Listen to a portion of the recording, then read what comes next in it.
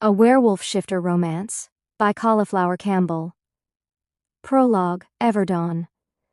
The air in the Everdawn Resort smelled of money, not the kind that came from bank vaults and dusty safes, but the fresh, intoxicating kind, crisp like new bills, dripping from designer handbags, clinking in crystal flutes of Dom Perignon.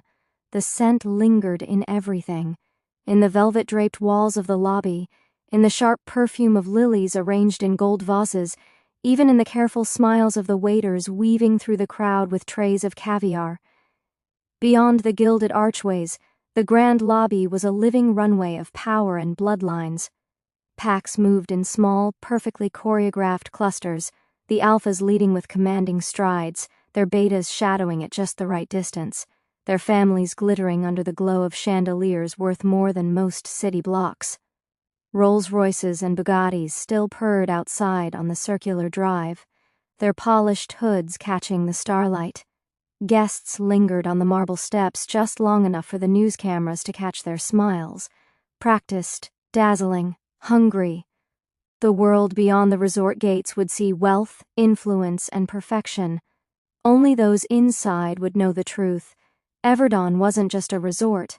It was a stage. And somewhere in that sea of wealth, Nora Ellington stood utterly still. She should have moved with the others, allowed herself to blend into the endless current of gowns and tuxedos. Instead, she stood by one of the marble pillars, a glass of untouched champagne trembling faintly in her hand.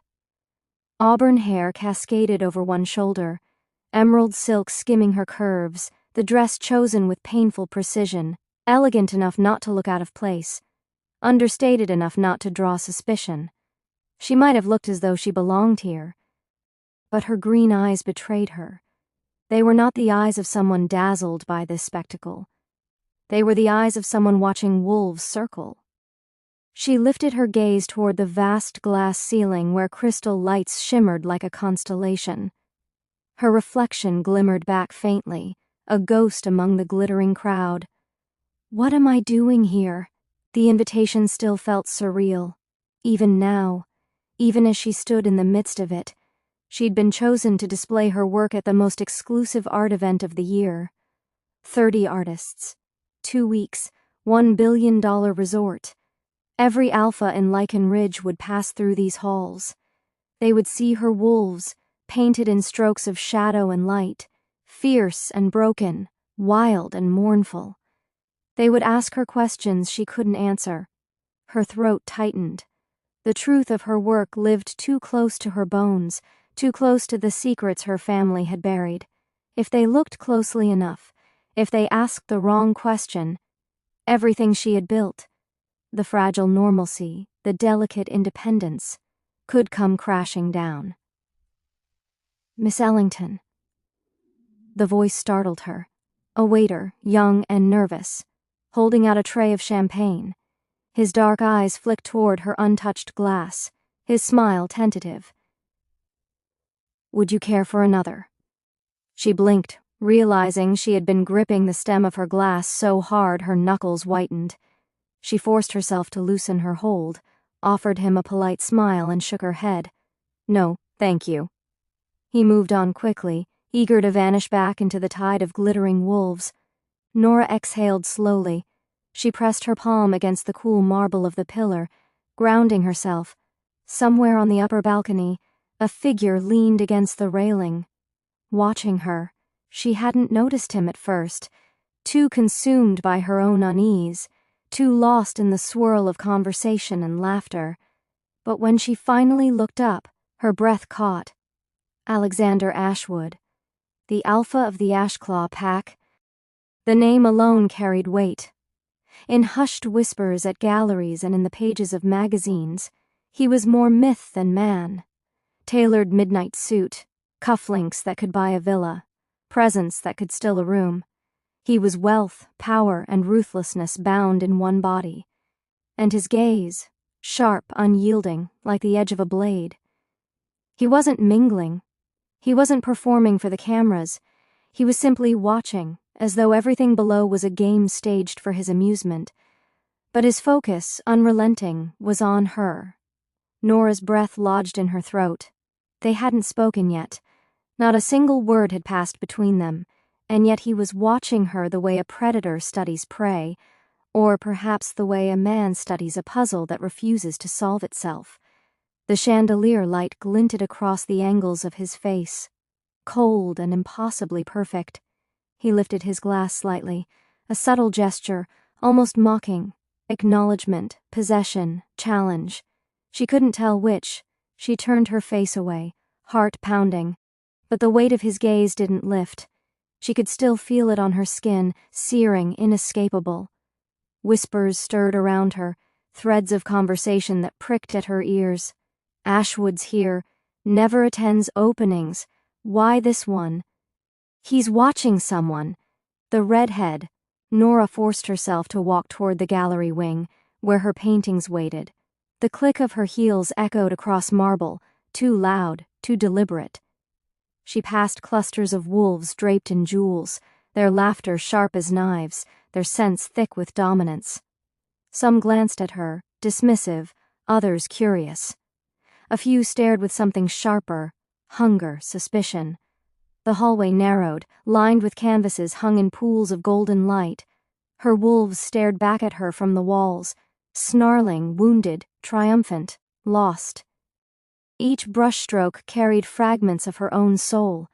Each one whispered a truth she prayed no one here would recognize. She paused before one in particular. A lone wolf beneath a blood-red sky, its eyes eerily human, filled with both rage and sorrow. She had painted it during one of her darkest nights, when memory clawed too close, when nightmares refused to let her sleep. And now it hung here, for the most powerful predators in the world to see. A shadow fell across her shoulder. Her breath caught.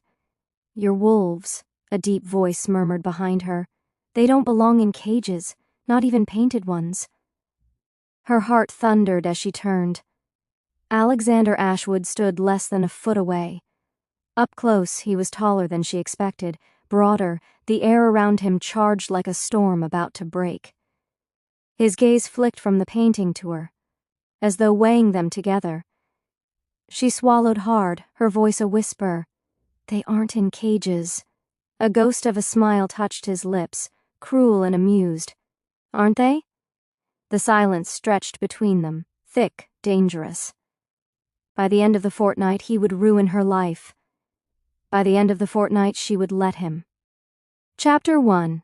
Reluctant Invitations. The gold envelope sat on the marble counter like it was daring her to open it. The morning light slanted across Nora Ellington's kitchen in soft golden streaks, highlighting the polished counters, the scattered brushes still drying by the sink, and the faint smudges of paint on her bare arms. She stood barefoot, her auburn hair falling in loose waves over her shoulders, a steaming mug of black coffee in her hand. Her other hand toyed with the envelope, turning it over as though it might burn her fingers. Heavy, embossed, and shimmering faintly as if sunlight itself had been pressed into the paper, it was unmistakable. Even before she slid the ivory card free, she knew what it was. The Lycan Ridge Elite Art Week. The name alone dripped with aristocratic self-importance, the kind of event where the champagne was older than the waiters, where the chandeliers weren't merely expensive but insured like national treasures, where the people in attendance thought small talk was a competitive sport and networking was a bloodbath. The kind of place where art wasn't bought because it stirred the soul but because it matched the marble fireplace, or because a rival alpha had expressed interest in it first. And now she was invited. Again.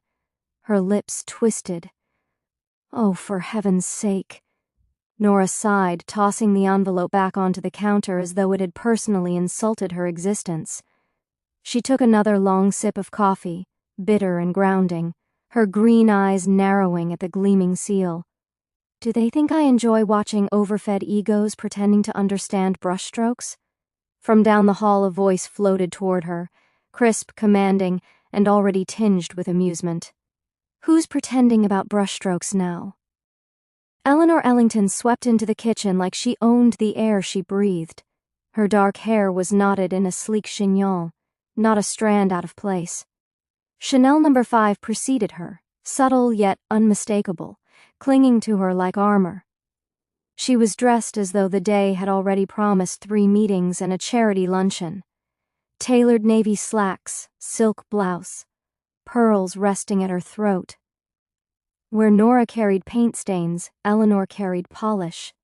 Her eyes landed on the envelope instantly, and her entire face lit up. "Oh, Nora." She reached for it with the kind of delight most women reserved for diamonds. "You got it. You're in." "I'm out," Nora countered immediately, taking another sip of her coffee. "Completely out. I'll paint in my studio where people don't sip wine and say things like, 'Oh, it's so visceral,' while clearly not knowing what visceral means." Eleanor plucked the invitation from the counter and opened it with deliberate care, as though evaluating a $1 million contract. She scanned the words, her brows arching higher with every line. "The Everdawn Resort, 2 weeks. Every high-profile pack family will be there. Ashclaw, Stormbane, Ironfang, Blackthorn, Ravenclaw." Her eyes glimmered with satisfaction. "Nora, this is not an invitation you decline. It's an invitation you frame." Nora raised one brow. "To remind me of the 2 weeks of polite torture? Hard pass." Her sister leaned against the counter, folding her arms with mock seriousness. "They'll be live streaming the arrivals again this year. Do you want the entire city to see you not stepping out of a car while your rivals make their grand entrances in Ferraris and custom Bentleys?" Nora sipped her coffee slowly, dragging out the moment. Yes, I do." Eleanor ignored her. "Think about the exposure for your art. Think about the sales. Think about the investors. And for heaven's sake, think about the networking. Alphas, betas, heirs, collectors. I'm not interested in networking with people who'll buy my work, just because wolves remind them of their own reflection." Eleanor's lips twitched, her amusement thinly veiled. "Oh, please. You've been painting wolves since you were 12, and you don't even know why. Maybe it's time you found out." The words hit a little too close, but Nora masked the flicker of unease with a groan. "I'm not going to find my life's answers between a canapé tray and someone wearing a suit worth more than my studio rent. That's why I'm coming with you," Eleanor declared, straightening with all the finality of a judge slamming a gavel. "To make sure you don't look like the starving artist cliché in a room full of couture." The shopping spree by the time Nora agreed, reluctantly, and only because Eleanor's combination of persistence and espresso was impossible to fight. They were already pulling into Maison du Luxe, the most exclusive shopping avenue in Lycan Ridge. The street gleamed like a runway, sunlight bouncing off mirrored windows and polished stone facades. The air smelled faintly of leather, roses, and money. Chauffeurs opened doors for women draped in silk. Men in perfectly cut suits murmured into phones that cost more than small apartments, and sales associates lingered by entrances like hawks spotting prey. The boutique stood in a perfect row, a gauntlet of indulgence. Dior, Hermes, Fendi, Bulgari, Gucci, Oscar de la Renta, Valentino. Eleanor linked her arm through Nora's and tugged her toward Dior with merciless determination. "We start here, we end here, and we destroy your entire stance on refusing to dress for events." "I didn't agree to a wardrobe overhaul," Nora muttered. "You agreed to survive 2 weeks at Everdon. This is survival prep." Inside Dior, the world softened into hushed luxury. Racks gleamed under delicate lighting, each gown displayed like art behind glass. The air smelled faintly of jasmine and silk. A sales associate glided forward, eyes sweeping over Eleanor's diamonds and Nora's paint-stained fingernails in the same heartbeat. "Welcome back, Miss Ellington," the associate purred. "To Eleanor, of course." Eleanor gave a satisfied smile and immediately began pulling dresses, a cream silk slip with beaded straps, a black off-the-shoulder column gown with a slit dangerous enough to end wars, a jewel-toned velvet creation that looked like it had been stitched for royalty. Within minutes, Nora found herself in the fitting room, drowning beneath a mountain of couture. She stared at the dresses as though they might bite. "You do realize I could fund an entire art residency with what these cost, right?" she called through the curtain. "And yet, you'll look like you own the residency," Eleanor shot back. "Now, try the Dior Fall collection, hand-stitched. Looks like it was made for you." Hours bled away. They conquered Hermes for silk scarves and a caramel leather Kelly bag. "You'll thank me when it photographs well," Eleanor insisted. Bulgari for serpentine drop earrings that caught the light against Nora's auburn hair, and Fendi for a clutch so small it could barely hold a house key, yet cost more than a mid-range car. By the time they reached Louboutin, Nora was wobbling in 4-inch heels, the iconic red soles flashing beneath her steps. "I can't feel my toes," she hissed, clutching the fitting room door for balance. "That's the price of elegance," Eleanor replied serenely, trying on a pair of Bottega Veneta heels just in case. "You mean the price of crippling debt." Eleanor waved her card with a dismissive flick. "Please, we're Ellingtons. We don't do debt." Sisterly banter over coffee, they ended their spree at a sunlit cafe on the terrace, shopping bags piled like fortifications around their table. The clink of porcelain cups and the low murmur of wealthy patrons created a backdrop almost as rehearsed as the boutiques themselves. Eleanor sat tall, latte in hand, eyes scanning their hall like a general surveying conquered land. "You'll be perfect. You'll arrive at Everdon, and they'll have no choice but to notice you." Nora stirred her coffee slowly, staring at the swirl of cream. "I don't want them to notice me. I want them to notice the art." Eleanor smirked, leaning closer. "In Lycan Ridge society, people notice the person before they notice the art. First, they'll ask, who is she? Then they'll ask, what does she paint? And then they'll pay for it because they can't stand the idea of someone else owning it." Nora leaned back in her chair, folding her arms. "Manipulative. Strategic," Eleanor corrected smoothly. "You think alphas buy half the things they do because they need them? No, they buy them because they want everyone else to know they can." Nora's gaze drifted to the heap of bags around them. The gowns, the heels, the jewelry. All glittering weapons for a war she hadn't agreed to fight. She wasn't sure if she felt disguised or armed. "Everdon is going to eat me alive," she murmured. Eleanor's smile was slow, certain, and just a little dangerous. "No, it's going to feed you. You just don't know it yet." And for the first time that day, Nora wondered if her sister might be right. Chapter 2. Alpha's Disinterest. The morning sunlight spilled in through the 30-foot glass walls of the Ashclaw estate's east wing, flooding the space in liquid gold. It landed first on polished Calicut marble floors, pristine and cold as if no footsteps had ever dared to stain them. It glinted off the chrome legs of the glass dining table, long, imposing, capable of seating 20, though it rarely held more than 3. Outside, the infinity pool shimmered like molten silver, its edge blurring into the horizon where manicured gardens unfolded in precise symmetry, their hedges sculpted into wolves, falcons, and crests of power. Beyond the rolling green lay the distant stretch of the Lycan Ridge skyline, steel towers jutting up like spears against the pale morning sky.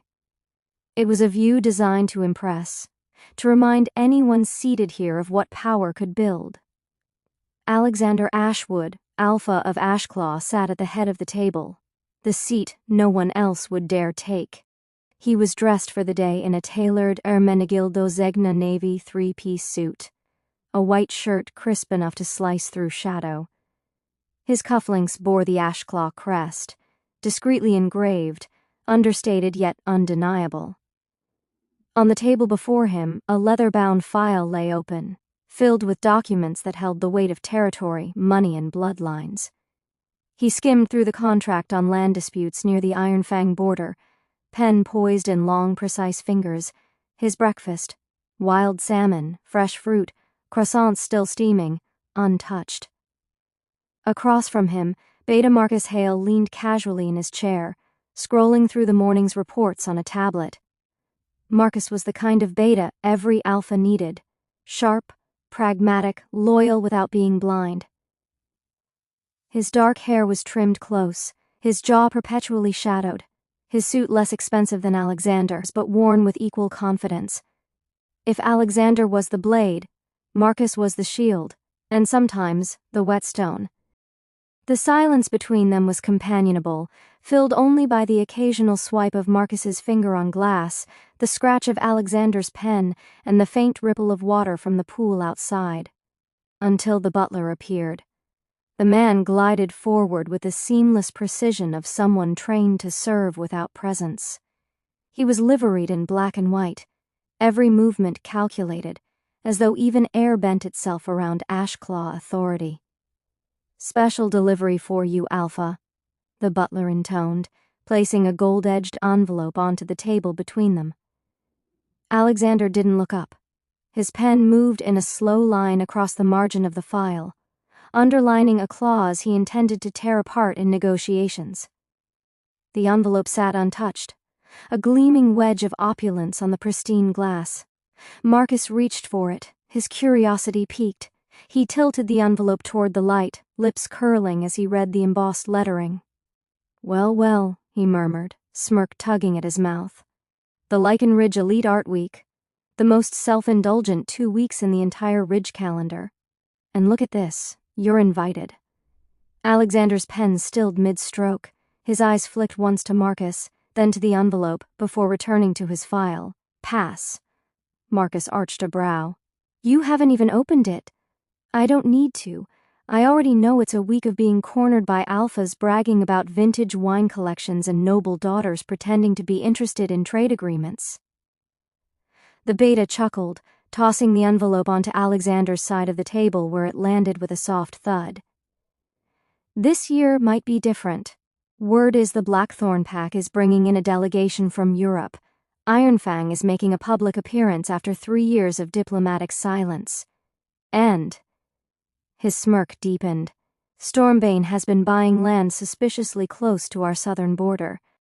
That caught Alexander's attention. His gaze sharpened, a flicker of steel beneath the calm. "You think they'll try to broker something on neutral ground?" "I think," Marcus said carefully, locking eyes with him, "that every move we make this year is going to be scrutinized, and Theodora will expect you to attend." Alexander's jaw tightened at the sound of his mother's name. The pen slipped into its place, the file closed with quiet finality. "Theodora expects a great deal of things I have no interest in." "Be that as it may," Marcus replied, leaning back in his chair. "She'll use your absence as leverage. She'll say you're avoiding the other packs, that you're giving Stormbane the upper hand." Alexander exhaled slowly, his gaze drifting past the glass walls to the gardens below. He could already hear her voice in his head, sweet and sharp as honey laced with venom. Theodora Ashwood was many things: matriarch, strategist, manipulator, and master of perception. She could turn rumor into dagger, silence into spectacle, and her son into a pawn if he wasn't careful. And if she wanted him at Everdawn, she'd make sure it happened.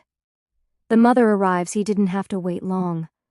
The far glass doors slid open with a whisper, and Theodora swept into the room as though she owned the sun itself.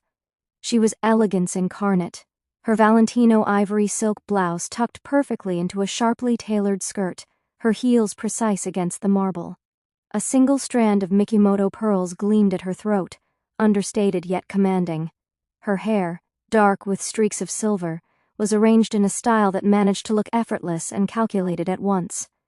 Every click of her heels was a countdown, each step a reminder that no matter how old he was, she was still the force that had shaped him. "Alexander," she said smoothly. Her voice honey poured over steel. "I trust you've received your invitation." He didn't lift his head from the file he had only just closed. "I've received it.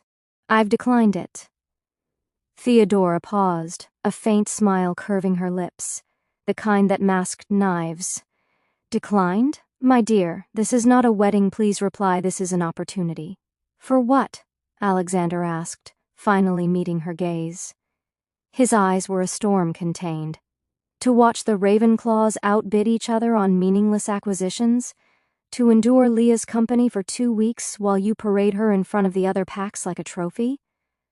Theodora's smile didn't falter, but the temperature in the room seemed to drop. Even Marcus, who had faced rogues and rival betas in combat, glanced briefly away. Leah, she said evenly, is your fated mate, Alexander. The sooner you accept that, the sooner we can secure our alliances. Alexander set his pen down with deliberate calm, every motion laced with defiance. She's your choice, Mother, not mine.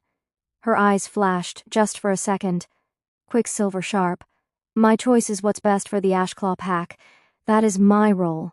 Your role is to see beyond your personal inclinations. The silence stretched. The only sound was the faint hum of the estate's air circulation and the distant cry of a hawk outside. Marcus kept his gaze firmly on his tablet, as though absorbed in numbers that weren't even moving. Alexander rose from his seat, the motion fluid, predatory. He buttoned his jacket, the navy suit molding perfectly to his frame, his shadow long across the marble. If I attend, he said, voice low, it will be for political necessity, not to entertain your matchmaking fantasies. Attend, Theodora countered, her tone soft but carrying the unmistakable weight of command. Wear Tom Ford. Make the Stormbane heir sweat. Remind the Ironfangs we are not to be ignored. And for the love of the Ashclaw name, do not embarrass me. Alexander's lips curved in the faintest shadow of a smirk, dangerous and dismissive. I'm not the one who should be worried about embarrassment. Her eyes narrowed, sharp as cut crystal. But she didn't rise to the bait. With a pivot sharp enough to slice the air, she turned and swept out as swiftly as she had come.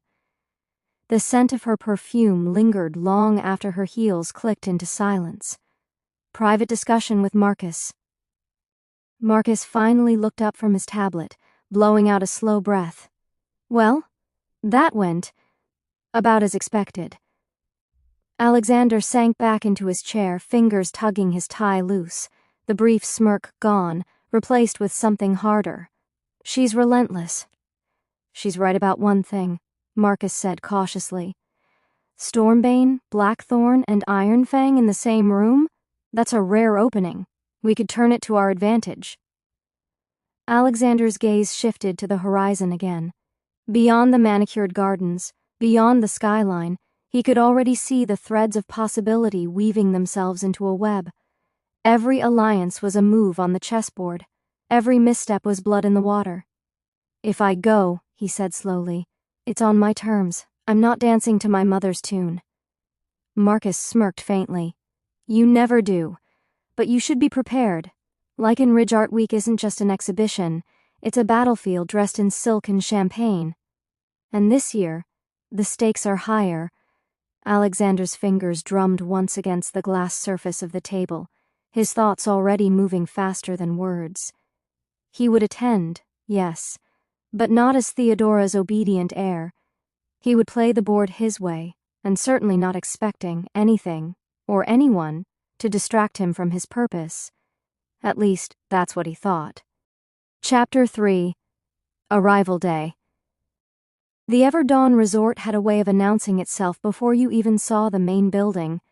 It began with the Palm Line Drive, a boulevard manicured so precisely it looked like each frond had been combed by hand.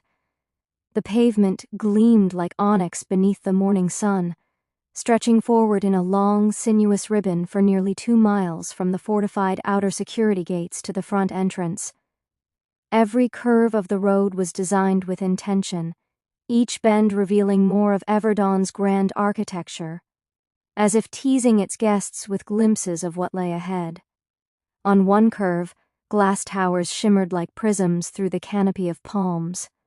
On another, turquoise pools flashed in the distance, perched on terraces like secret jewels waiting to be discovered. And always, beneath the layered hush of tires on stone and the faint thrum of engines, there was the constant sound of the ocean colliding with the hidden private beach below. Today, that drive was more than an approach. It was a stage, a runway, a catwalk of automotive excess. Rolls-Royce Phantoms glided down its length like kings in exile, their polished chrome grills catching sunlight like crowns. Bugatti Chirons purred low, jewel-toned paint jobs shimmering as though each were carved from gemstones. Emerald, sapphire, molten gold. Ferrari SF90s revved like impatient predators, sleek red bodies hugging the road with almost arrogant intimacy. Lamborghini Aventadors screamed down the drive, their engines unapologetic declarations of dominance. Even the subtler choices, stately Mercedes-Maybach S68Os with understated confidence, still exuded a kind of power, the quiet assurance of hand-stitched leather and bulletproof glass. Above it all, a drone camera hovered, sweeping its lens over the parade. Its live feed streamed directly to Lycan Ridge's elite broadcast networks. Hosts, a man and a woman dressed in couture so impeccable they could have stepped off the runway themselves, narrated arrivals in champagne voices, their commentary a blend of reverence and intrigue. Here comes the alpha of Blackthorn in his third-generation Phantom, always understated, but notice the detail, bespoke navy with silver pinstriping. That's confidence. And there, oh, look at that Bugatti. Stormbane's delegation, no question, always bold, always announcing themselves with something fast, loud, and expensive. The drone dipped lower, zooming in on faces as guests stepped out of their cars, capturing every practiced smile, every subtle narrowing of eyes. To the untrained, it looked like glamour. To those in the know, it was war, silent, sparkling, and already underway. At the back of the procession, a different presence emerged. A white Bentley Continental GT crept forward, its pearlescent coat so smooth it looked like liquid ivory poured over steel. The hum of its W12 engine was barely audible compared to the growls and roars ahead of it, but in that quietness lay its statement. Elegance without desperation. Power without noise. Inside, Nora Ellington adjusted her oversized Chanel sunglasses, the kind that concealed half her face but revealed her satisfaction in the upward curve of her lips. She leaned against the soft leather, her posture effortlessly regal. "I told you this color would pop on camera," she murmured, her voice dripping with self-congratulation. "Wait until the sun hits it on the last corner. We'll blind them all." Norah, seated beside her, shifted uncomfortably against the pale leather. Her gaze flicked to the rearview mirror, catching the reflection of her own carefully styled auburn waves. She pressed her lips together. "It's a car, Eleanor. People aren't here to admire the vehicle." Her sister laughed, that melodic, champagne-soaked laugh that drew attention without trying. "Please, they'll admire everything. The Bentley is the appetizer, darling. You are the entree." Norah groaned softly, turning her gaze out the tinted window. The line of photographers, already visible at the end of the drive, looked like a battalion waiting to fire. Their weapons were lenses, their bullets rapid clicks. She smoothed a hand over the fabric of her dress. Dove-gray silk Dior haute couture, cut to whisper along her frame rather than shout. The embroidery caught the light in faint threads of silver, like stars sewn into cloth. The Bulgari Serpenti bracelet at her wrist gleamed, its jeweled eyes winking like it knew secrets she didn't. Her shoes, white patent Louboutins with the flash of blood-red soles, pinched already, though she hadn't even stepped out of the car. "Darling," Eleanor said, her eyes never leaving the drive ahead. "When that door opens, you are not Nora the reluctant painter. You are Ellington. And Ellingtons do not fade into the background." The gates swung open, the Bentley rolled through. Gasps rippled through the crowd stationed beyond the valet line. Shutters clicked, the rhythm mechanical and urgent. Eleanor slowed, deliberately letting the moment breathe, the car gliding at a pace that felt choreographed. Norah cut her a look. "Eleanor, what?" her sister asked, feigning innocence. "We're just making an entrance. Every woman here will thank me for the lesson." "They'll thank you by sharpening their claws," Nora muttered. The Bentley stopped. A valet stepped forward, polished and precise, opening Eleanor's door first. She emerged like a scene from a luxury campaign. Valentino's silk jumpsuit flowing midnight blue around her, heels clicking like punctuation marks. She turned, smiled, adjusted her sunglasses. The cameras drank her in. Then came Norah. The murmurs sharpened, the volume shifted. Photographers leaned forward, zooming, capturing every detail. The Dior's embroidery glittering in daylight, the auburn waves teased by the ocean breeze, the faint tilt of her chin. Enough to suggest self-possession, but softened by the hesitation in her eyes.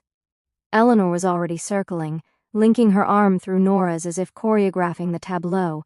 "Smile, darling. The entire eastern seaboard is watching." Nora's lips curved into a small, reluctant smile. "If I smile anymore, people will think I'm here to sell teeth-whitening strips." Inside, the Everdon lobby unfolded in breathtaking scale. A 20-foot chandelier spiraled down from the vaulted ceiling, each blown glass strand a swirl of ocean blue and silver, catching light and tossing it back like waves. Marble floors gleamed like moonlight. The scent of orchids lingered in the air, faint but intoxicating.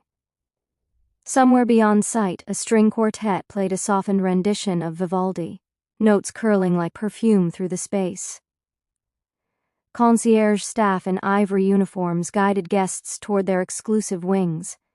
Ravenclaw in the East Tower, airy and sunlit. Stormbane in the marina-facing villas, bold and unapologetic. And Ashclaw, their very name making the air shift, in the glass-walled penthouses crowning the main tower. Nora's heels clicked softly against marble as she moved beside Eleanor, their reflections trailing across the mirrored walls. Eleanor leaned closer, her voice dropping. "Remember, the goal is to be seen, not to be available. There's a difference." "I'm not here to be anything," Nora murmured back. "I'm here because you bullied me into it." Eleanor smiled, teeth white and sharp. "Darling, I'm your sister. That's not bullying, that's quality of life management." The mirrored walls caught them together. Eleanor, charisma and command personified, Nora, graceful but guarded, carrying an aura that was quieter but no less magnetic. The weekend had barely begun, yet already the air felt heavy, charged. Rivalries whispered beneath polished smiles. Alliances disguised themselves as polite laughter. Deals hid behind champagne flutes. Everdawn was not merely a resort, it was an arena.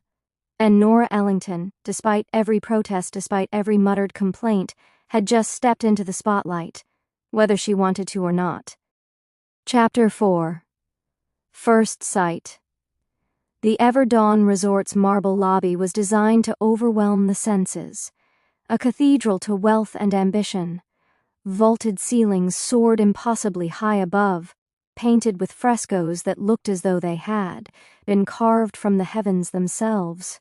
Blues and silvers swirled into endless oceans, while pale golds and whites stretched into skies so radiant it almost hurt to stare too long.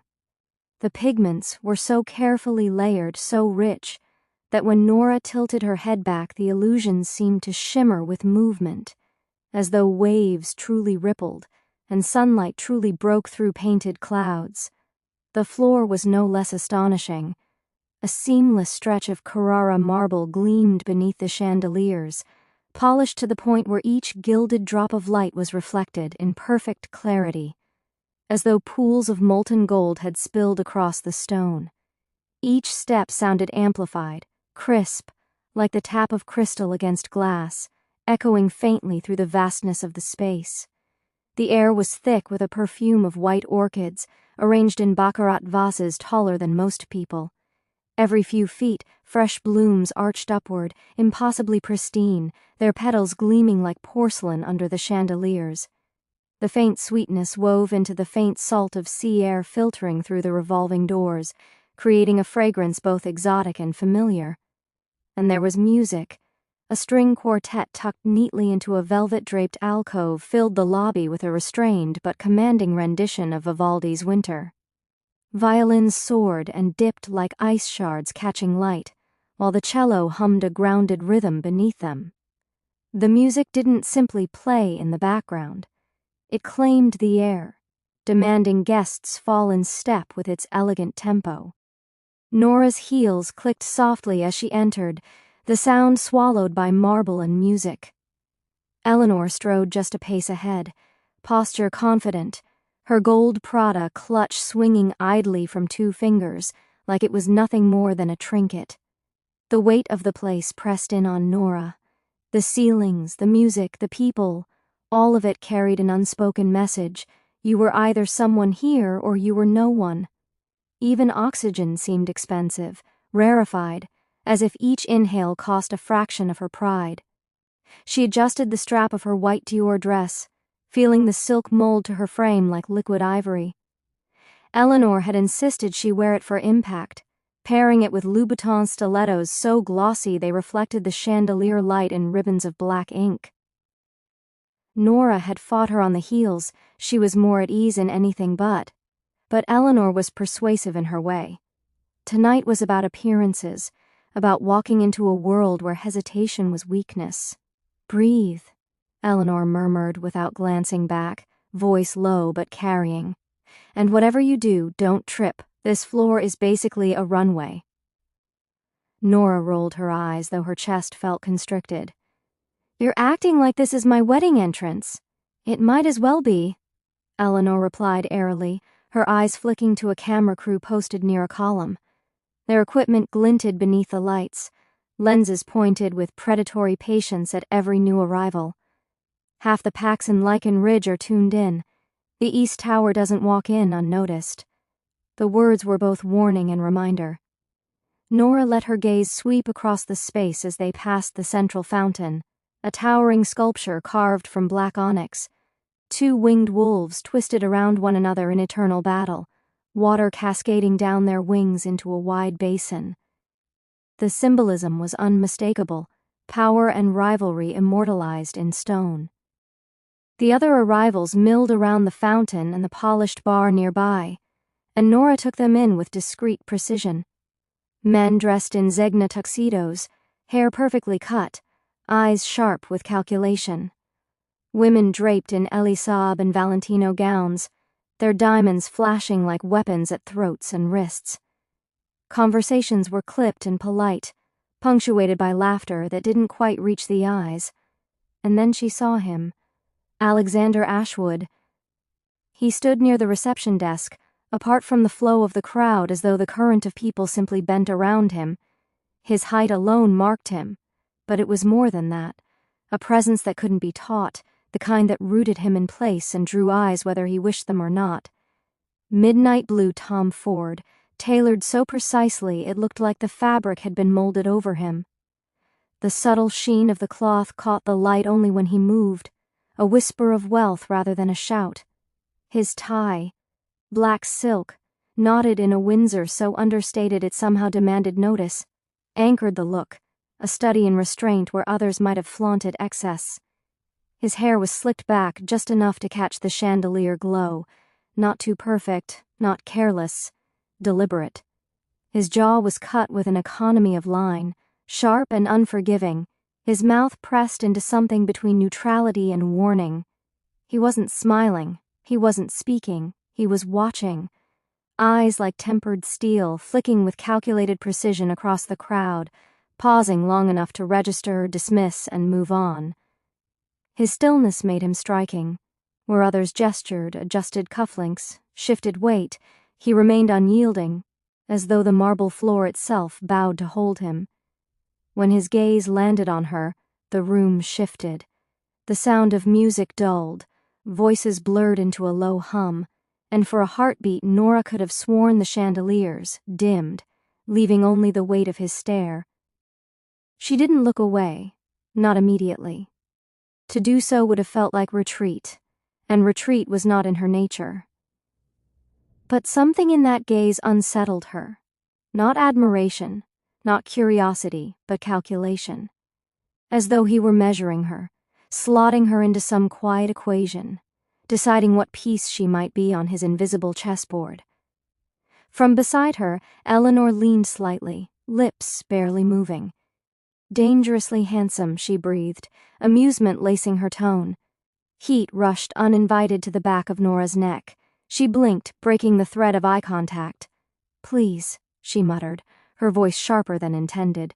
"You sound like a paperback novel." Eleanor smirked, eyes glittering with mischief. "If the shoe fits, and in his case it's probably custom Berluti." Nora exhaled slowly, forcing her attention to the concierge desk ahead, but the weight of Alexander's gaze lingered like a taut wire stretched between them. She had known enough powerful men, wolves dressed in silk and ambition, to recognize the type. They treated every glance as a test, every word as a blade. The staff ushered them toward the East Tower check-in desk. A woman in a white blazer greeted Eleanor by name, her voice honey-smooth, and immediately offered them champagne. Crystal flutes were placed in their hands with practiced grace. Nora accepted hers, though the bubbles caught against her tongue unpleasantly, the taste muted by her heightened awareness. She glanced back once, subtle, controlled. Alexander hadn't moved. His beta, a man she recognized faintly, Marcus, gray Brioni, shoulders squared like a soldier, spoke to him in low tones. Marcus gestured discreetly toward the private elevator bank, a hand flicking across documents at the desk. Alexander listened without moving, eyes shifting briefly to the entrance as though he expected someone else. Eleanor caught the glance and smirked knowingly. "You know he's the Ashclaw Alpha, right?" Nora arched a brow. "I know he's staring like I owe him money. Or like he wants to find out if you do," Eleanor teased, eyes gleaming. "They say he's ruthless in business, untouchable in politics. Stormbane hates him. Ironfang tolerates him, barely. And his mother," Eleanor lowered her voice to a near whisper, "is Theodora Ashwood." Nora tilted her head slightly. "The same Theodora who tried to buy half the marina just to block Stormbane's yacht club?" Eleanor's grin widened. "The very same. Imagine being raised under that. Bloodsport diplomacy, cutthroat empire building. That man learned at the knee of a woman who can ruin reputations before breakfast. Whatever he is, he didn't get there by accident." Nora glanced back once more, but Alexander was gone. Only Marcus remained, bent over the desk, signing documents with brisk efficiency. The private elevator doors slid shut with a delicate chime, taking Alexander out of sight. The East Tower suites matched the grandeur of the lobby in scale, though with more restraint. Their private wing opened into a corridor made entirely of glass. The marina stretched beneath them, sun fractured across the waves into 1,000 shards of light. Farther out, Nora spotted the Ashclaw penthouse terrace jutting toward the sea, its infinity pool glittering like a mirror of the sky.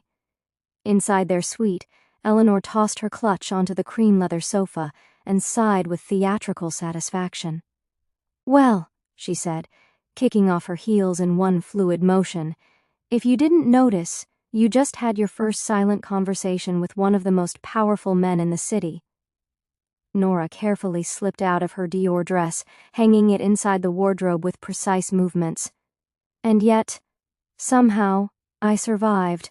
Eleanor poured amber liquor into crystal tumblers from the bar. "You say that now. Just wait until he decides you're interesting." Nora sank into the sofa, curling her legs beneath her, the faint echo of the quartet's music still drifting up from the lobby below. She wanted to dismiss it, to laugh, to push away the thought like Eleanor had made it larger than it was. But she couldn't, because when his eyes had met hers, something inside her had shifted. Not intimidation, not allure, something stranger, sharper, recognition, as if in some inexplicable way he already knew her. Chapter 5. The exhibition opens. The morning sun spilled over the Everdawn Resort's glass facade, igniting the world in gold. The entire building seemed to gleam as though it had been sculpted from light itself, a beacon on the water's edge, daring the rest of Lycan Ridge to match its magnificence. From the terrace of their East Tower suite, Nora leaned against the railing, the ocean breeze tugging at the edge of her blouse as she took in the view below. The hum of activity drifted upward, a symphony of muted sounds that hinted at luxury. Car engines purred as more guests arrived, their sleek convoys of Bentleys, Lamborghinis, and black SUVs pulling into the circular drive. Valets in sharp uniforms moved with mechanical precision, opening doors, collecting keys, and greeting guests with perfect bows. From this height, Nora could see the staff moving like clockwork across the grounds, bellhops in neat rows pushing brass carts stacked with Louis Vuitton luggage, florists wheeling in fresh orchids and roses in cascading towers, waiters polishing the marble champagne bar until it gleamed like a sheet of glass. She breathed in slowly, the scent of sea air mixing with faint floral notes. Everything felt exaggerated, heightened. Even morning here seemed to shimmer with performance. Inside the suite, Eleanor was perched on a velvet chaise, legs tucked elegantly beneath her. She wore a blush silk Zimmermann robe that draped over her like water, her hair pulled into a loose chignon that looked casual but had probably taken 20 minutes to perfect. In one hand, her phone in the other, a crystal tumbler half filled with iced citrus water. Her face glowed faintly in the blue light of the screen as her fingers scrolled with casual authority. To anyone else, she might have looked like she was scanning markets or handling calls with investors. In truth, she was glued to the guest arrival feed, a live broadcast curated for the gossip-hungry elite of Lycan Ridge. The screen cycled through flashes of arrivals, couples posing beside the fountain, alphas shaking hands, heiresses adjusting their gowns for the perfect camera angle. "They've already started serving Moet and Chandon before 10, Eleanor said, still scrolling.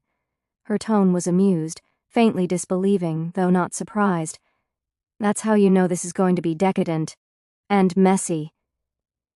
Nora emerged from the bedroom, fastening the last button of her ivory silk Celine blouse. She tucked it neatly into tailored Ralph Lauren trousers, the fabric moving like air but cut with architectural precision. The look was understated, but Eleanor had assured her it was the kind of understated that shouted louder than sequins. "And you're saying that like it's a bad thing," Nora replied, smoothing the cuff of her sleeve. Eleanor finally looked up, eyes narrowing in mock judgment as she gave Nora a once-over. "Darling, I'm saying it like it's inevitable." She rose in one smooth motion, her robe whispering against the carpet as she crossed the room. With the practiced precision of a director, she adjusted the drape of Nora's trousers, tugging slightly at the waistband until it sat just so. "There, now you're ready for the stage." Nora laughed softly. "You make it sound like a performance. It is." Eleanor's gaze lingered, sharp but fond. Day 1 is when they all pretend to be civilized. By day 3, someone will be crying in couture. The Everdon gallery was already buzzing when they arrived. The lobby had been transformed overnight into something out of a dream, or a movie set designed to look like one. Light filtered in from floor-to-ceiling windows, softened by gossamer drapes that shifted gently with the ocean breeze. The air was cool, scented faintly with peonies and something expensive and elusive. Guerlain's Le Her Bleu, if Eleanor's sharp nose was correct. Gold leaf moldings framed each archway, and the dove-gray walls served as a perfect backdrop for the art. Gleaming marble floors stretched beneath their feet, catching reflections of crystal chandeliers. Servers in white gloves glided between clusters of guests, their silver trays balanced with flutes of champagne so cold they smoked faintly in the light. The crowd was already thick, clustering in curated huddles that looked natural only if one didn't know better. Couples leaned in just enough to suggest intimacy, groups laughed a fraction louder than needed, and every introduction carried weight, a performance stitched over strategy. This wasn't just an art exhibition, it was a market of influence, a parade of reputation. As they stepped inside, Eleanor's eyes sharpened with purpose. She slipped her arm through Nora's and angled her face just slightly toward the crowd, her expression soft and practiced. "All right," she murmured. "Let's do a visual scan." Nora sighed under her breath. "You're going to critique everyone's outfit, aren't you?" "Critique?" "No, darling. Document." Eleanor's smile curled like a cat stretching in sunlight. "It's anthropology. Of the very rich and very ruthless." They moved through the first gallery room, pausing briefly before a set of oil landscapes framed in gilt. Eleanor's commentary was quiet, timed between sips of champagne but precise. Left corner. Marissa Kincaid. She's wearing last season's Carolina Herrera. The cut is still divine, but that shade of emerald? It dies under chandelier light. Rookie mistake. Nora bit back a laugh, feigning fascination with the brushwork of the nearest painting. "You've got to stop before someone hears you. Please," Eleanor replied without missing a beat. "They want to be overheard. That's the point. It's part of the theater." Her gaze flicked right. There, Alpha Adrian Blackthorne. Brioni bespoke. "The fit is immaculate, but he should have chosen a darker tie. Charcoal on charcoal flattens him out. Shame." Nora raised an eyebrow, half amused, half exasperated.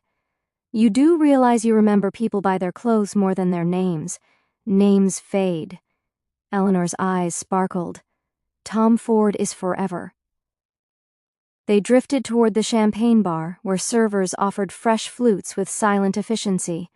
Nora accepted one, the bubbles dancing against her tongue. The taste was crisp, fleeting, a strange anchor in a room where nothing felt grounded. Eleanor tilted her head toward a trio of women nearby. "Now that is commitment.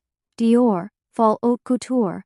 Full length, embroidered, 400 hours of handwork, and she's wearing it to a morning exhibition."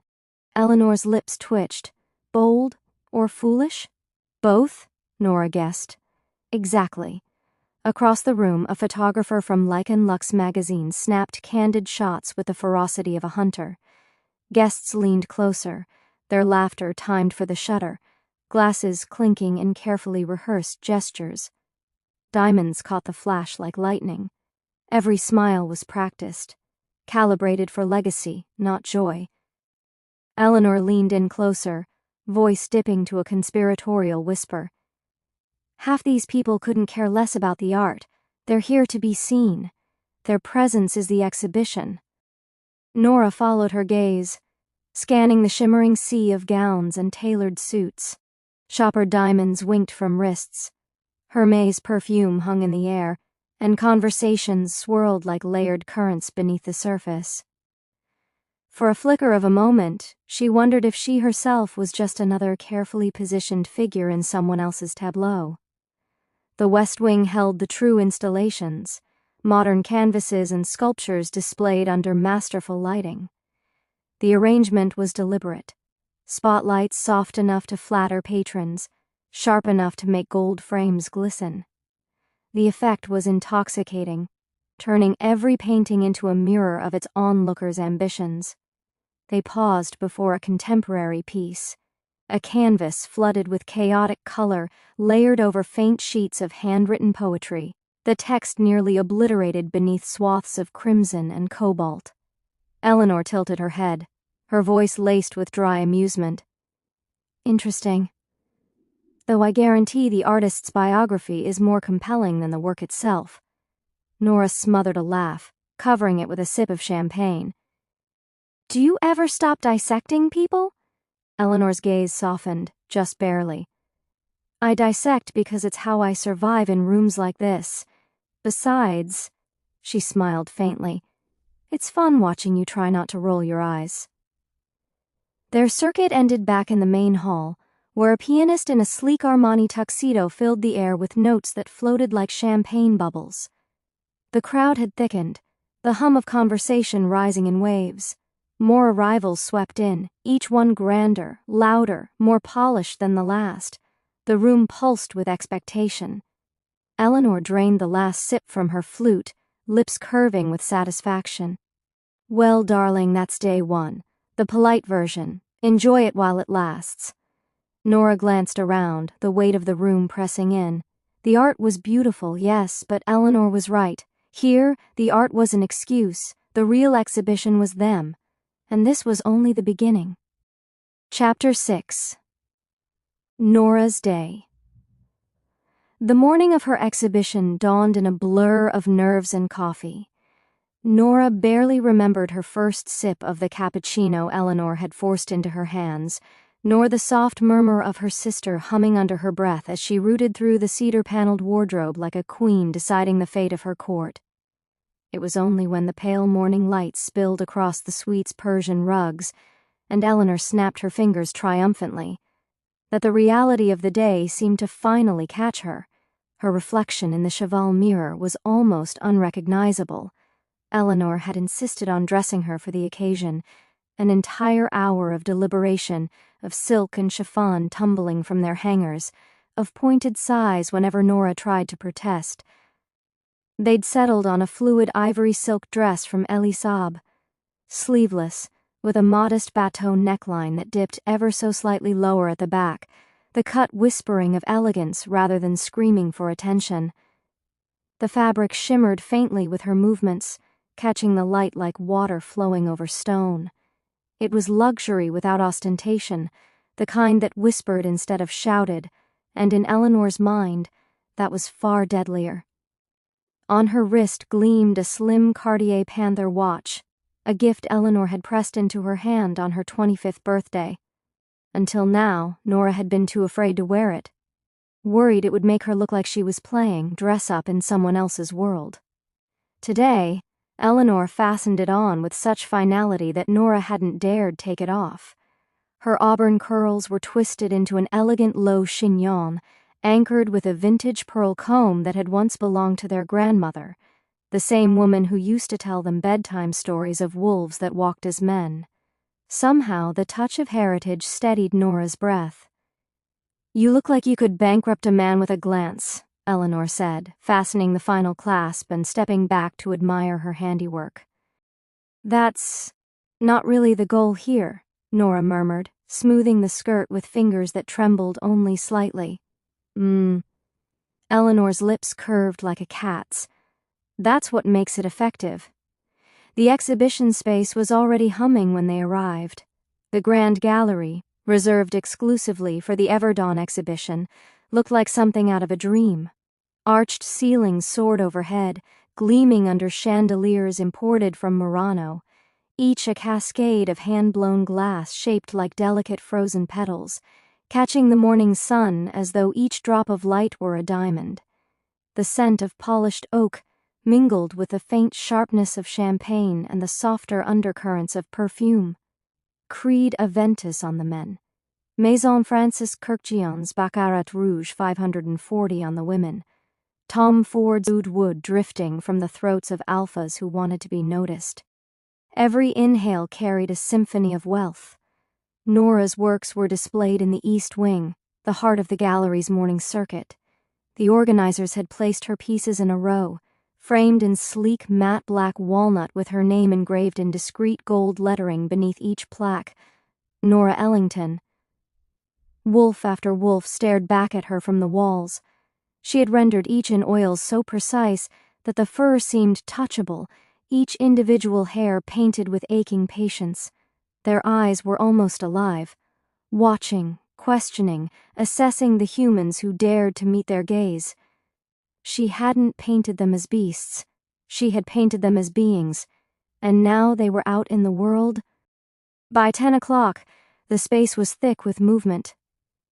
Alphas in tailored Brioni and Zegna suits prowled through the marble corridors like predators in disguise, the shine of their cufflinks reflecting the chandeliers above.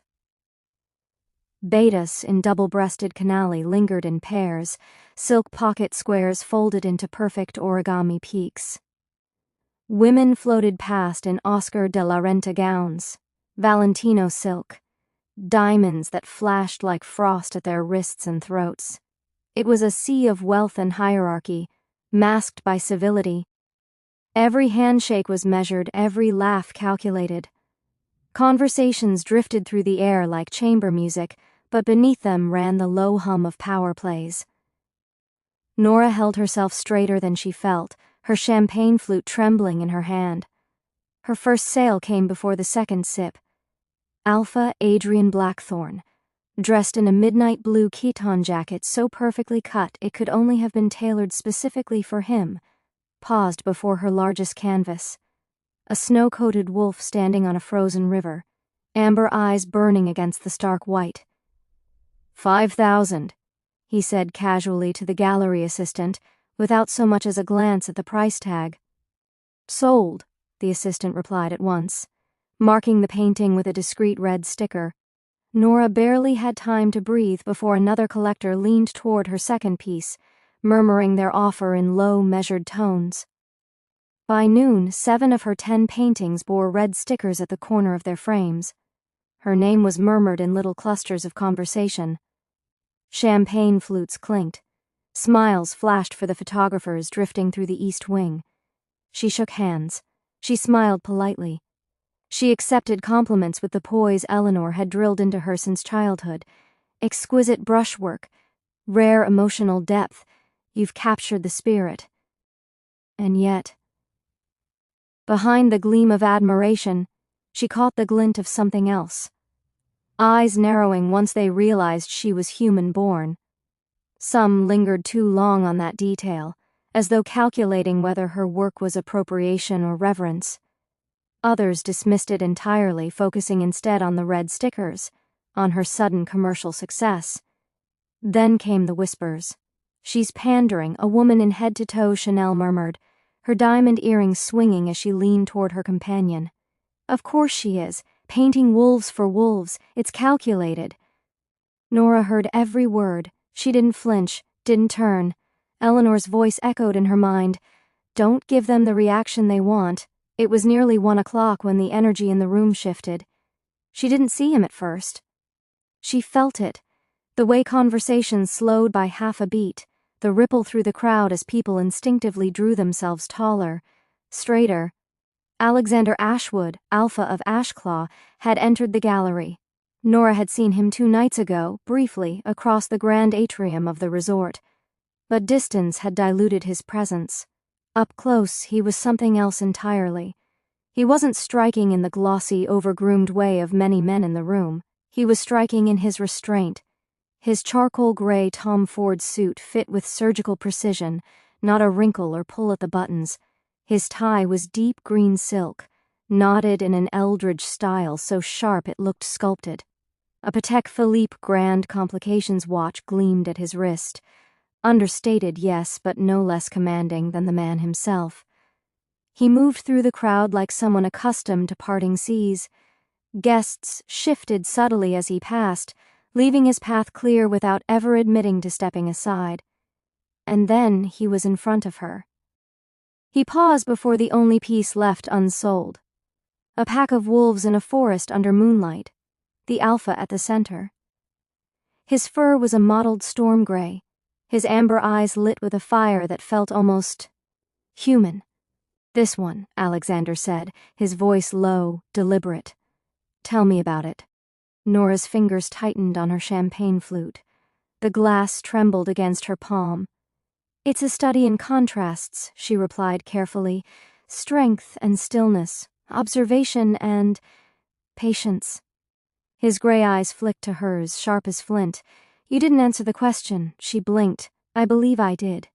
No. His lips curved, the faintest ghost of a smile. I asked about it. I didn't ask for a theme. Who is he? The silence stretched. For a moment she considered lying. She could have conjured a story about inspiration, about myth, about anything. But the truth was, she didn't know. The wolf had come to her in a dream, clear, vivid, watching her from across a forest clearing.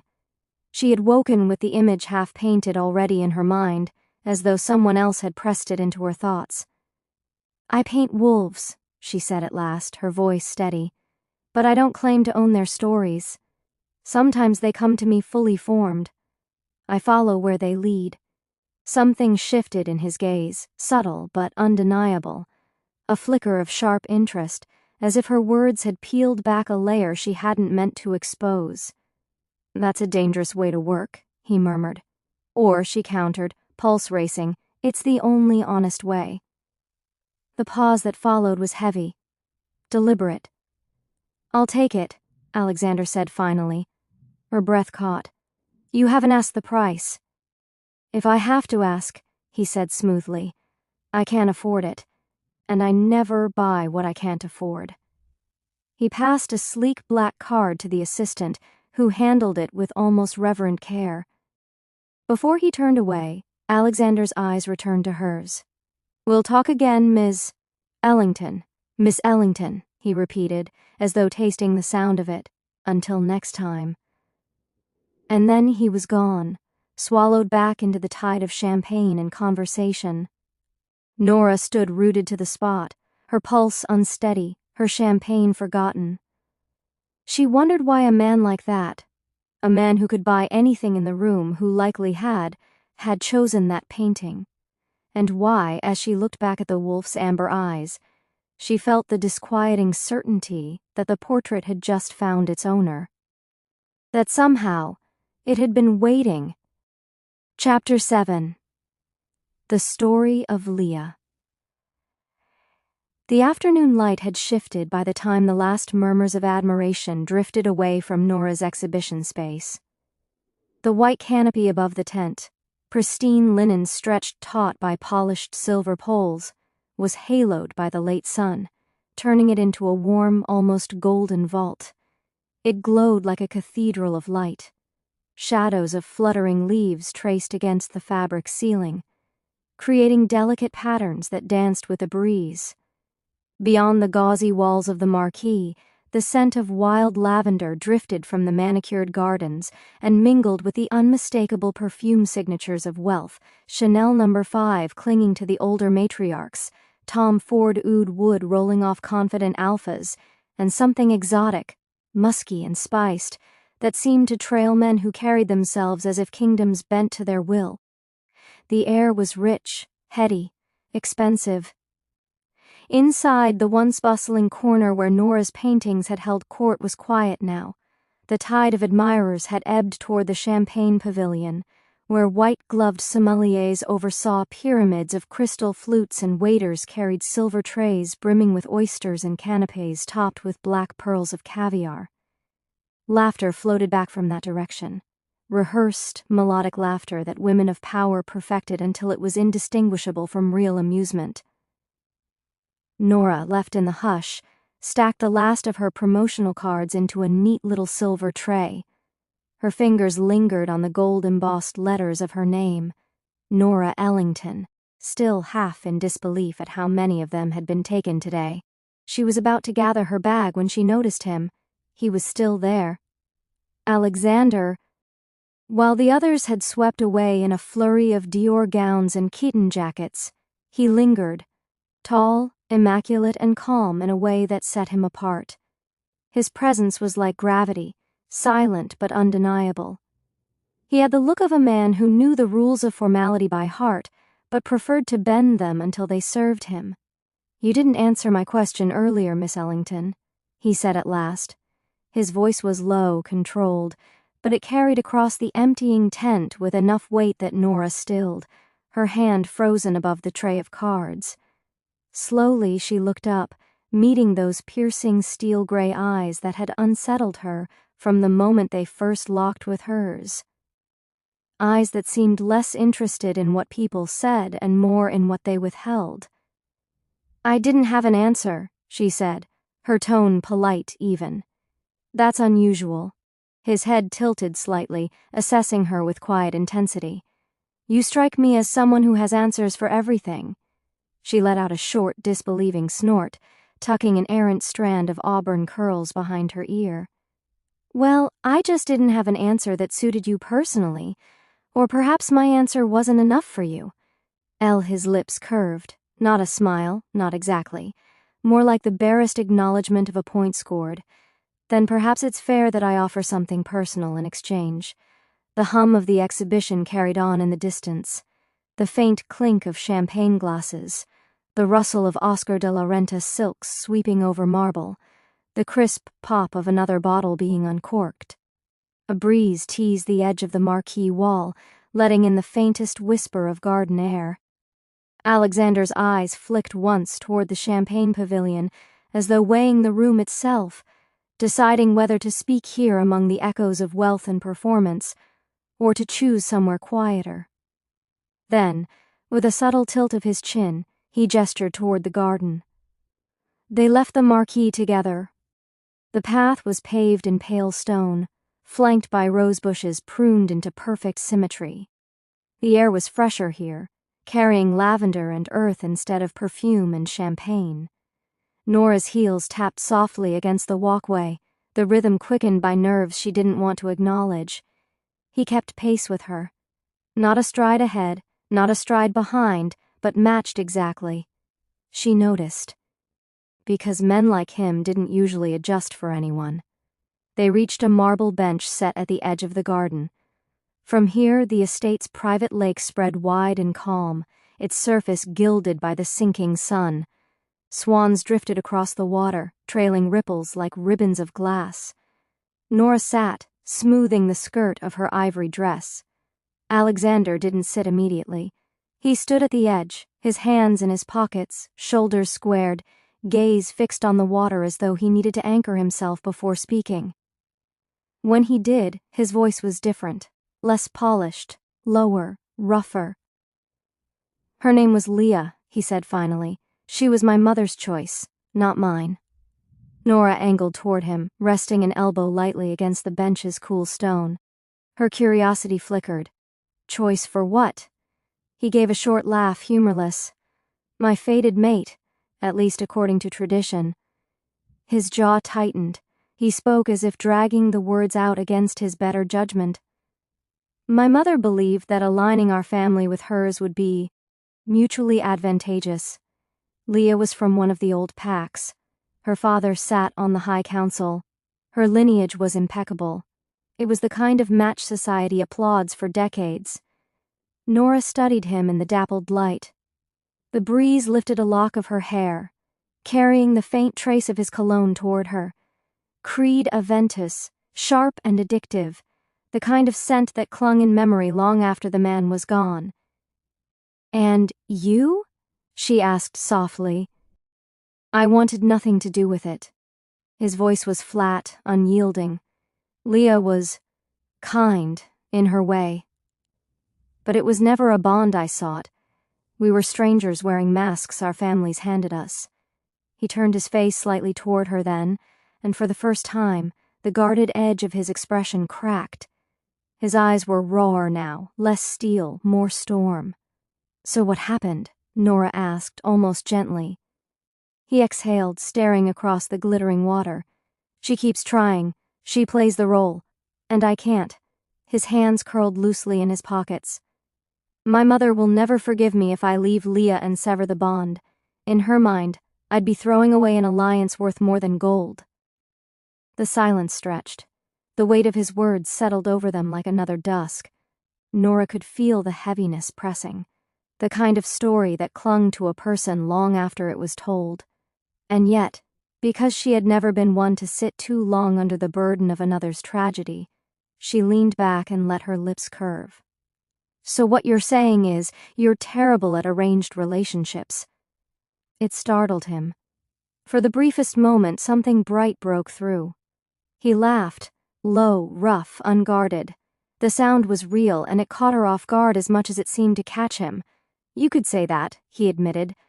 I could also say, she added, her eyes glinting with mischief, that your mother sounds like the type who could out-negotiate the devil himself. And that you... She paused deliberately, savoring the moment. You might need someone who's not afraid to tell you when you're being an idiot. His gaze snapped to her, sharp but softened by disbelief. He looked at her like she had just spoken in a language he hadn't heard in years but still recognized. You think I'm an idiot? Not entirely, she teased, her smile widening. Because I just met you. Just in the moments where you let other people's ambitions write your story. The breeze rippled over the water again. and in the fading light, his shoulders seemed to ease for the first time that day. He reached into his pocket and withdrew a phone. Sleek, black, unadorned, no case. He held it toward her without ceremony. "Your number, Miss Ellington?" She blinked, caught off guard. "You don't ask much, do you?" "I ask when it matters," he said simply. There was something in his tone, calm, certain, edged with steel, that made her hesitate. Still, she took the phone, entered her number, and handed it back. "You're not going to text me some brooding one-liner at midnight, are you?" she asked, raising a brow. He slid the phone back into his pocket with a flicker of amusement. "I don't brood, I strategize." Her laugh was light, unexpected. It rippled into the air between them like champagne bubbles, and for a moment, the heaviness of Leah's name seemed to dissipate. "Well, Mr. Strategist, you'd better make it interesting," she warned playfully. "I don't answer boring messages." "I don't send them," he replied, the ghost of a smile finally touching his lips. The sun dipped lower, staining the surface of the lake in rose-gold hues. The silence that settled between them wasn't awkward, but charged, a quiet tether neither of them acknowledged, but both of them felt. Something had shifted. Roots, invisible and inevitable, had been planted. When they walked back toward the exhibition, Nora noticed how naturally he fell into step with her again, adjusting his pace without thought, his presence steady beside hers. She didn't know why he had chosen to tell her about Leah, why he had broken the polished mask to reveal something raw. But she knew one thing: whatever this was between them, it had just taken root. And roots, once planted, had a way of growing where you least expected. Chapter 8. The Last Painting. The Everdawn Resort looked almost otherworldly in the late afternoon, as though the building itself had been conjured from glass and firelight. Its reflective facade caught every thread of the fading sun and scattered it like diamonds across the rolling hills of Lycan Ridge. To anyone approaching from the long drive that curved around its landscaped gardens, the resort didn't appear built. It appeared crowned, a temple of wealth and legacy, its towering windows flashing with gilded brilliance as if mocking the poverty of the world beyond its gates. Inside, the grand corridors still thrummed faintly with the ghosts of the day's spectacle. The exclusive elite art week had ended only hours ago, yet the air clung to its aftershocks. Wolves in couture gowns brushing shoulders with diplomats and human dignitaries. Flashes of jewel-toned silk from Oscar de la Renta, the crisp angles of Armani tailoring. Perfume lingered like smoke after a fire. Chanel No. 5, Tom Ford Oud Wood, Baccarat Rouge 540, scents that announced their wearers long before they entered a room. Champagne, too, left its trace in the air, sweet and effervescent, as if the walls themselves had absorbed the luxury. But in the East Tower suite, the atmosphere was entirely different. Softer, quieter, yet no less charged. Nora stood barefoot near the floor-to-ceiling windows, the sheer silk of her Valentino slip dress clinging in places to her skin, where the evening air touched cool. The dimming sunlight painted her in strokes of bronze and gold, outlining her auburn hair until it looked like liquid fire spilling over one shoulder. She held a delicate flute of sparkling water, but the glass remained mostly untouched in her fingers. Her throat was too tight to drink. The day had drained her. It had thrilled her too, drawn applause and admiration that she had scarcely dared imagine, but one moment kept replaying in her mind like an unfinished song. One look, one pause, one question that still lingered between her and Alexander Ashwood, as though it had been etched into the silence he left behind. On the other side of the suite, Eleanor was bent over a Cartier leather-bound notebook. Her sister's posture was all precision, straight-backed in her Chanel tweed, her pen moving swiftly over neat columns of numbers. She spoke in her crisp, measured voice as she confirmed details with the assistant who had dropped by not long ago, her tone polished with the authority of a woman who had learned how to command boardrooms without ever raising her voice. Yes. The bronze sculpture, correct. Mr. Cavendish's agent confirmed shipment to Geneva. The marble triptych, Dubai, priority customs clearance already filed. And the oil portrait is bound directly for the client's penthouse at the Shard in London.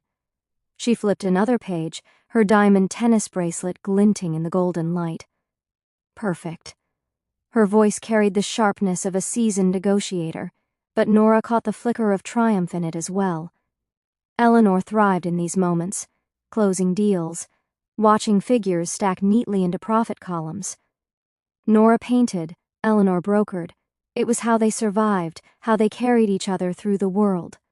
Finally, Eleanor set the pen aside, snapped the notebook shut, and dismissed the assistant with a polite, practiced smile. The door clicked closed with the quiet certainty of completion. She crossed the room, her heels tapping lightly against the marble floor, and sank into one of the cream leather armchairs. Crossing one elegant leg over the other, she gave her sister a look that was equal parts mischief and victory. "That leaves us with only one painting," she said smoothly. "Correct?" Nora froze. Her fingers tightened around the stem of her glass, and she felt a small shiver crawl over her skin despite the warmth of the room. That painting, the one Alexander Ashwood had stopped before, the one he had lingered on, his eyes unreadable, hands shoved into his pockets as if to keep them from revealing too much. The one he had bought with a gesture so quiet, so deliberate. It unsettled her more than anything else that had happened all week. Eleanor leaned back into the armchair, her lips curving into a half smile as if she could read every thought rushing through her sister's mind. "Out with it," she teased, twirling one of her pearl drop earrings between two manicured fingers. "You've been silent since the gallery floor cleared. Was it about him?" Nora exhaled slowly, turning back to the window where the horizon shimmered with the last blush of day. The convoys of sleek black cars snaked their way down the winding drive, headlights blinking to life one by one as the world outside shifted toward evening. She swallowed, the glass cold against her palm. "It was Alexander," she admitted at last, her voice quieter than she intended. "He stopped me by the last painting, the one I wasn't sure anyone understood." Eleanor's eyes glinted. She sat up straighter, folding her hands neatly in her lap like a queen settling in for court gossip. "And what exactly did the Alpha of Ashclaw want with my sister's painting?" Nora's throat tightened. Her mind betrayed her with the memory, his voice low, cutting through the din of the exhibition, as if he had chosen her from the chaos. His eyes, sharp as steel, unreadable, pulling something raw from her chest she hadn't even known she carried. "He asked me a question," Nora said slowly, the words reluctant, fragile. "He said I didn't exactly answer it before. About that painting. He said it like he already knew my answer, but he wanted me to admit it." "And did you?" Eleanor's voice was almost sing-song now, half playful, half probing. Nora shook her head, setting her glass down carefully on the side table as though it suddenly weighed too much to hold. "No." I froze. I couldn't answer. "But he bought it anyway." A soft, low laugh slipped from Eleanor's lips, rich with the kind of knowing only an older sister could wield. "Darling, only a man like Alexander Ashwood would treat art like a chessboard. To him, every brushstroke is a move, every silence is a tell." Most collectors in that room only wanted a photograph in Architectural Digest. He wanted something else entirely. Nora's eyes darted to her sister, defensive. "You're making it sound like..." "Like what?" Eleanor cut in, her smile widening, sharp and amused. "Like he saw you? Like he noticed something no one else did? Tell me, Nora, does he unsettle you or does he thrill you?" Nora turned sharply back to the window, heat rising unbidden to her cheeks. The skyline below glittered as dusk spread across the hills, headlights weaving trails of gold through the darkening landscape. She pressed her hands against the cool glass, grounding herself in the silence. "He unsettles me," she said firmly, though the tremor in her voice betrayed the layers beneath. "The way he looks at me, it's not like the others. It's like he's stripping away everything I try to hide, like he sees things I don't even speak aloud. Which, Eleanor said smoothly, her voice dropping into something more serious, is exactly why you can't dismiss this so easily. Men like him don't linger. If he noticed you, it's because you've already become part of his game. The alpha of Ashclaw doesn't waste his gaze on curiosities. Nora turned, her jaw tight, her emerald eyes shadowed.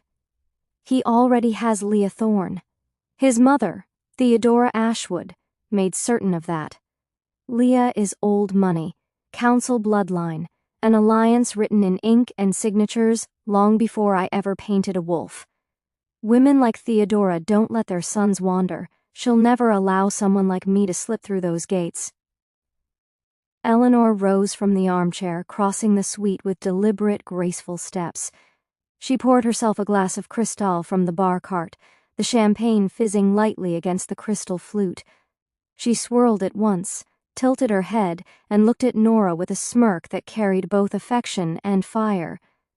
"Since when has Theodora Ashwood dictated your life?" she asked softly. "You've already breached her walls, Nora. You've hung your work in halls that kings walk through. You've sold to patrons who consider Theodora an equal, not a superior. You've proven you belong in this world, whether she likes it or not." Nora's lips parted, but no answer came. Her heart beat unsteadily, the weight of her sister's words heavy and unyielding. She pressed her forehead lightly against the glass, the coolness soothing against the storm rising inside her. "Belonging in their galleries is one thing," she whispered.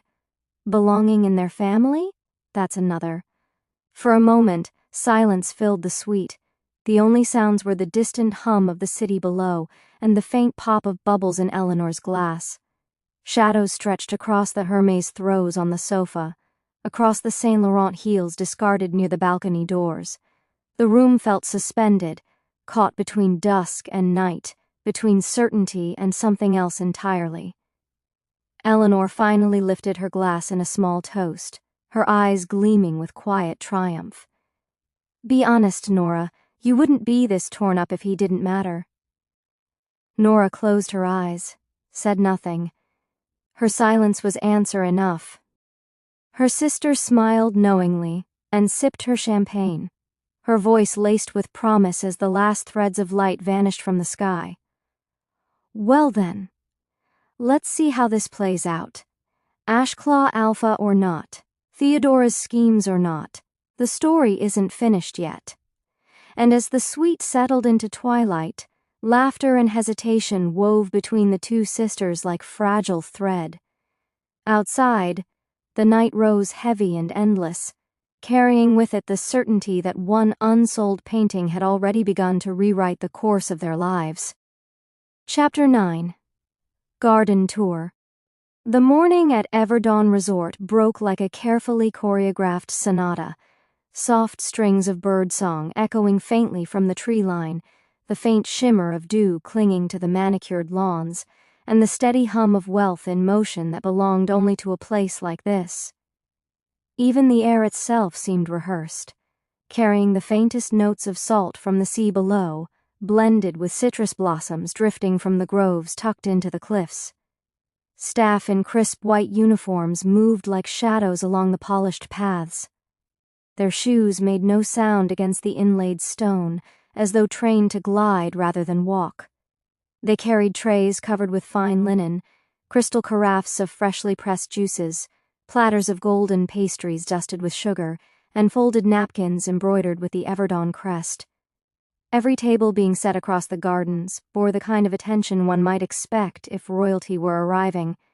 Versace Rosenthal china glinting in the sun, baccarat crystal catching the light like captured stars, silverware polished so sharply it seemed dangerous. From her sweet balcony above, Nora leaned against the wrought iron railing, letting her fingers trace the cool curls of metal. She could see it all, the famed Everdawn gardens stirring awake beneath the amber glow of the early sun. She had been told that these grounds hosted every known bloom from the continent of Sintra. At first, she had scoffed at the arrogance of such a claim. But now, staring at terraces that dripped with color and cascaded with roses, lilacs and impossibly rare snow camellias glowing white against the greenery, she found herself reluctantly admitting it was worthy of the hype. Nora glanced down at her own reflection in the French doors behind her. She didn't expect her Zimmermann silk dress to match the scene so well. A pale, powdery rose with hand-painted florals across its bodice, the flowing hemline swaying like whispers in the wind whenever she shifted. On her feet, Gianvito Rossi sandals caught the light in soft gleams. Around her neck, the delicate gleam of a chamois necklace, subtle yet unmistakably expensive. She tilted her head. She didn't feel like she belonged in this painting, not really. But perhaps she could pretend. Fake it long enough and no one would know.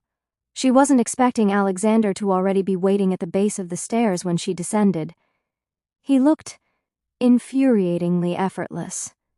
Alexander was dressed with a kind of careless precision that only old money, and something deeper, something untouchable, could pull off. A cream Brunello Cucinelli linen shirt, unbuttoned just enough to hint at warmth beneath, sleeves rolled to reveal strong forearms, perfectly tailored stone-gray trousers that broke just right over Todd's loafers. He wore no watch, no ostentatious jewelry, only a silver cufflink at his wrist engraved with his family crest, a symbol older than most of the wealth gathered here today. "You're late," he said, though his smirk betrayed the tease behind it. Nora lifted her chin, descending the last step with the grace of someone who refused to trip under his gaze. "You're early." The corner of his mouth twitched. He offered no rebuttal, only turned and began walking as she fell into step beside him. The first garden unfolded before them like a stage curtain being drawn open, the Camellia Court. A marble-floored terrace gleamed white, its perimeter lined with delicate blooms imported from the frost highlands. Their pale petals looked as though carved from ice itself, catching the morning light in sharp glimmers. The air here was crisp, almost icy, the floral perfume so clean it felt like breathing winter. Alexander glanced sideways at her, his profile sharpened by sunlight. "You know, I'm trying to decide whether you outshine the flowers or just happen to fit in with them perfectly." Nora arched a brow, stepping around a fountain where a bronze nymph forever poured water from her vase. "That's either a compliment or a clever way to call me high maintenance." His chuckle rumbled low, warm. "It's a compliment. Though, if I were trying to insult you, I wouldn't bother dressing it up. I'd just tell you straight." "Oh, I've noticed," she replied, fingers brushing one of the camellias as if testing its softness. "Brutal honesty seems to be your thing." "Not always brutal," his voice lowered, enough that she felt it rather than just heard it. He leaned in, breath warm against her ear. "Sometimes, it's just honest." Before she could decide how to respond, a cluster of nobles passed by, men in cream suits, women in pastel dresses that whispered around their ankles. Their voices were low, their glances less so. She caught words slipping through the hush, new, unexpected Alexander's guest. She didn't flinch. She'd been stared at before, labeled before. She only smiled faintly and kept walking.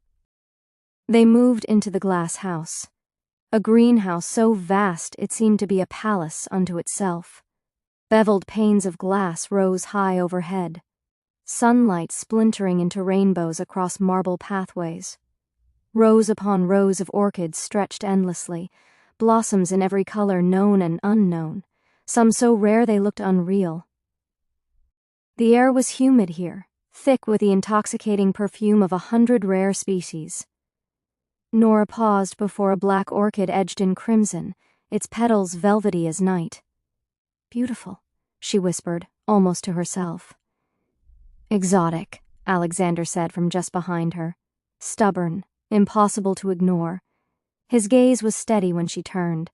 "Reminds me of someone I met recently." Her lips curved despite herself. "You really are leaning into the charm offensive today." "Offensive?" He lifted a brow, feigning insult. "You know what I mean." She shook her head, suppressing her smile. Before he could reply, A young resort worker approached, no older than 19. She clutched a notepad like a lifeline, steps hesitant. She stopped before them, wide-eyed. "Excuse me, sir, miss," her cheeks colored, clearly wrestling with the words.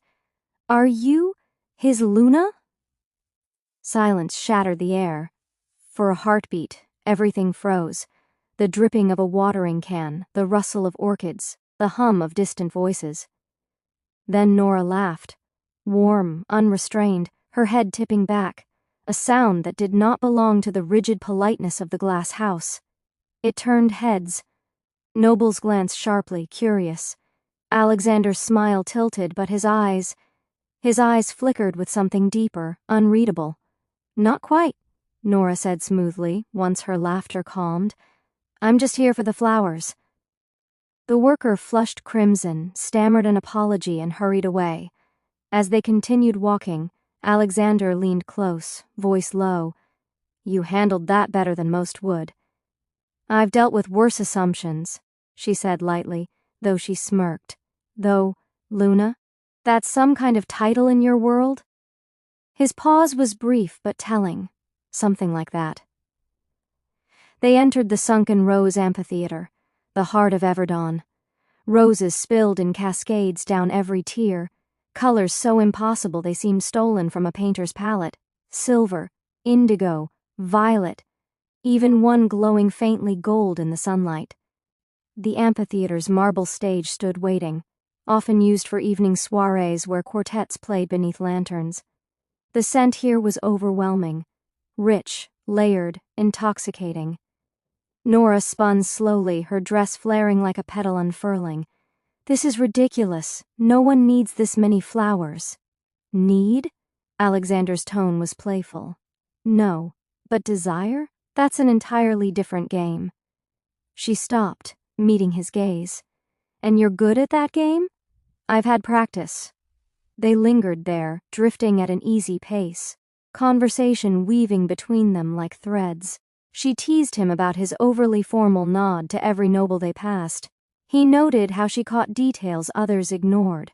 The gardener's careful pruning, a hidden bench carved with initials no one else would have noticed. By the time they reached the final terrace, overlooking the endless azure sea, the air between them had changed. Not heavy, not awkward, charged, like the moment before a stem splits to reveal its bloom. "You've been quiet for the last 5 minutes," she said softly. "Just thinking," he replied, eyes still on her, "how rare it is to find someone who doesn't treat this place like a stage. You actually look at the flowers." Her breath caught faintly. "And you actually notice that." The world seemed to hold still. The garden stretched behind them, endless and fragrant. The sea shimmered ahead, its horizon burning gold with the rising sun. Between them lay something unspoken, gentle yet undeniable. Alexander offered his arm, breaking the spell only slightly. "Shall we head back? I believe there's a wine tasting waiting for us." Nora's fingers hesitated only a fraction before sliding into place. Silk brushed linen as they walked side by side, the murmur of high society following them like the lingering perfume of roses. And for once, she didn't feel like she was faking it. Chapter 10. Paris Calls. The Everdawn Resort carried its usual golden hum that evening. From the grand lobby below, chandeliers spilled light like honey over the gathering of silk gowns and tailored tuxedos, creating a living portrait of wealth and influence. The hush of velvet drapes brushing against marble, the polished gleam of gilded banisters, and the perfume of orchids arranged in towering baccarat vases filled the air. Staff glided across the marbled expanse like dancers rehearsed 1,000 times, trays balanced with delicate precision, champagne flutes that caught the light, canapes arranged with mathematical symmetry. Conversations drifted upward like music in layered tongues, French murmurs, Italian laughter, English drawls softened by refinement. It was an orchestra of society, one that never faltered, each guest playing their role in a spectacle of privilege. But in the East Tower suite, the rhythm was entirely different. The room hummed not with idle chatter, but with purpose. The heavy lid of Eleanor's Louis Vuitton trunk stood open, the interior lined in monogrammed canvas that glowed softly under the chandelier.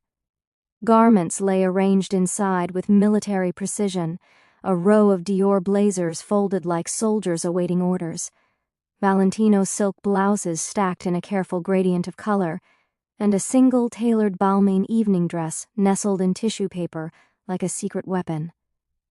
Eleanor herself moved briskly, decisively, her heels clicking across the marble with a tempo that left no room for hesitation. Every motion was efficient. A garment folded, a bag zipped, a checklist ticked on the leather-bound notebook resting beside her trunk. She packed not like a woman preparing for a holiday, but like a commander preparing for a campaign. On the other side of the room, Nora sat cross-legged on a cream velvet sofa, a stark contrast to her sister's pace. Her exhibition day dress, a pale Celine piece that softened the cut of her cheekbones, still clung to her, a little wrinkled from hours of wear but no less elegant. A sketchbook balanced on her lap, its pages filled with half-finished lines, her pencil tapping idly against the edge as her eyes followed Eleanor's efficient choreography. "You're really leaving," Nora said softly, her voice carrying the weight of inevitability. The words weren't a question, they were a resignation. Eleanor glanced up, her pearl drop earrings swinging with the motion. The sound of the zipper paused as she gave her sister a fleeting smile. "Paris doesn't exactly wait for anyone. Father called this morning. Some complication with the De La Roche account. He insists I'm the one to smooth it. You know he still thinks I have a better head for numbers than you." She tried to keep it light, tried to thread humor into the words, but the air between them remained heavy. Closing the garment bag with a sharp snap, she added, "Don't pout, darling. It's only 4 days." Nora raised a brow, pencil still against the sketchbook. 4 days without you at my side, running interference when patrons corner me with questions I don't want to answer. A sigh slipped out, weary, as she dragged the pencil in a meaningless line across the paper. The rest of the art week feels longer already. Eleanor abandoned her packing, crossing the room in a sweep of Chanel wool and silk. She perched beside Nora on the sofa, the faint scent of her perfume, jasmine layered with bergamot, following her. With a practiced tenderness, she tucked a stray strand of hair behind her sister's ear, fingers lingering for a beat longer than necessary. Her expression softened, stripped of her usual armor. "You'll be fine." "Better than fine," Eleanor said, her voice both gentle and firm. "You'll dazzle them. You always do." Nora lifted her eyes to meet her sister's. Their mother's golden brown gaze stared back at her, steady, unflinching. The familiarity in it tugged something inside her chest. "It's not about dazzling them. It's about being alone in it. Without you here." Eleanor's laugh came low, affectionate, dismissing the heaviness without dismissing her sister. "Alone? My dear, you're hardly alone." Her lips curved into a sly smile. "You've caught the eye of Alexander Ashwood himself. If anyone's going to hover around you in my absence, it will be the Alpha of Ashclaw." Nora flushed instantly, her cheeks betraying her before her mouth could deny it. With a sharp motion, she snapped her sketchbook shut, the clap of paper like a barrier thrown up between them. "Don't start." "Oh, I've only just begun." Eleanor leaned back, folding one leg over the other with languid grace. The sharp red sole of her Louboutin caught the chandelier light like fire. "He's been circling you since the very first day, standing before your last unsold painting like it held the secrets of the world, asking you questions as though your brushstrokes owed him answers. And you, pretending you're immune when I can practically feel the electricity from across the gallery." "It's not like that," Nora muttered, her eyes darting toward the balcony doors as if the sea itself might rescue her from the conversation. But Eleanor wasn't done. She smirked, enjoying the rare crack in her sister's composure. "He's a man who gets what he wants, Nora. and I rather suspect he wants you." "That's impossible." The words left too quickly, too forcefully, betraying the tremor beneath them. Nora shifted uncomfortably, pressing the closed sketchbook harder against her lap. His mother has already lined up Leah Thorne for him. Theodora doesn't make mistakes. Her voice dipped, quieter now, threaded with something raw, fear, resignation, maybe both. Women like Theodora Ashwood don't leave space for someone like me. For a long moment, Eleanor said nothing. She studied her sister with an expression caught between protectiveness and curiosity. Then she tilted her head slightly, her earrings catching the molten glow of the sunset pouring through the balcony. "Maybe not," she said finally. "But men like Alexander, they make their own space." The words hung there, dangerous and liberating all at once. "Don't be so quick to write the story before it's even begun," Eleanor added softly, reaching down to nudge her sister's knee. "And for my sake, keep me updated. I expect calls from Paris every night. If you so much as share a glass of champagne with the Alpha, I want to hear every detail." Nora laughed despite herself, though it came out fragile. She shook her head, strands of hair falling loose from her bun. "You'll be too busy in boardrooms on Avenue Montaigne to care what I'm doing." "Boardrooms by day, soirees by night," Eleanor replied without missing a beat. Her eyes sparkled with a mischief that could light an entire city. "But I'll still be waiting for your updates. Consider it my entertainment while Father drones on about numbers." The room fell quiet for a time, the hush filled only by the distant sea below, its waves rising faintly through the open balcony doors. The setting sun spilled molten gold across marble floors, gilding the folds of their gowns, softening the edges of the room until it seemed painted rather than real. At last, Eleanor rose. With a practiced motion, she smoothed the front of her Chanel suit, tugged the zipper of her trunk until it closed with a resonant click, and stood tall. Her expression was composed once more, her softness neatly tucked away. "You'll manage without me, baby sister. You always have. You're stronger than you think." Nora looked up, the protest already forming on her lips, but Eleanor added before she could speak, "And who knows? Perhaps by the time I return from Paris, I'll find you and the Alpha of Ashclaw inseparable." The words landed like a stone in still water, rippling through the silence. Nora rolled her eyes, forcing the tension from her shoulders, though her pulse hammered traitorously. "Go save Father's empire, Eleanor. Leave my life out of it."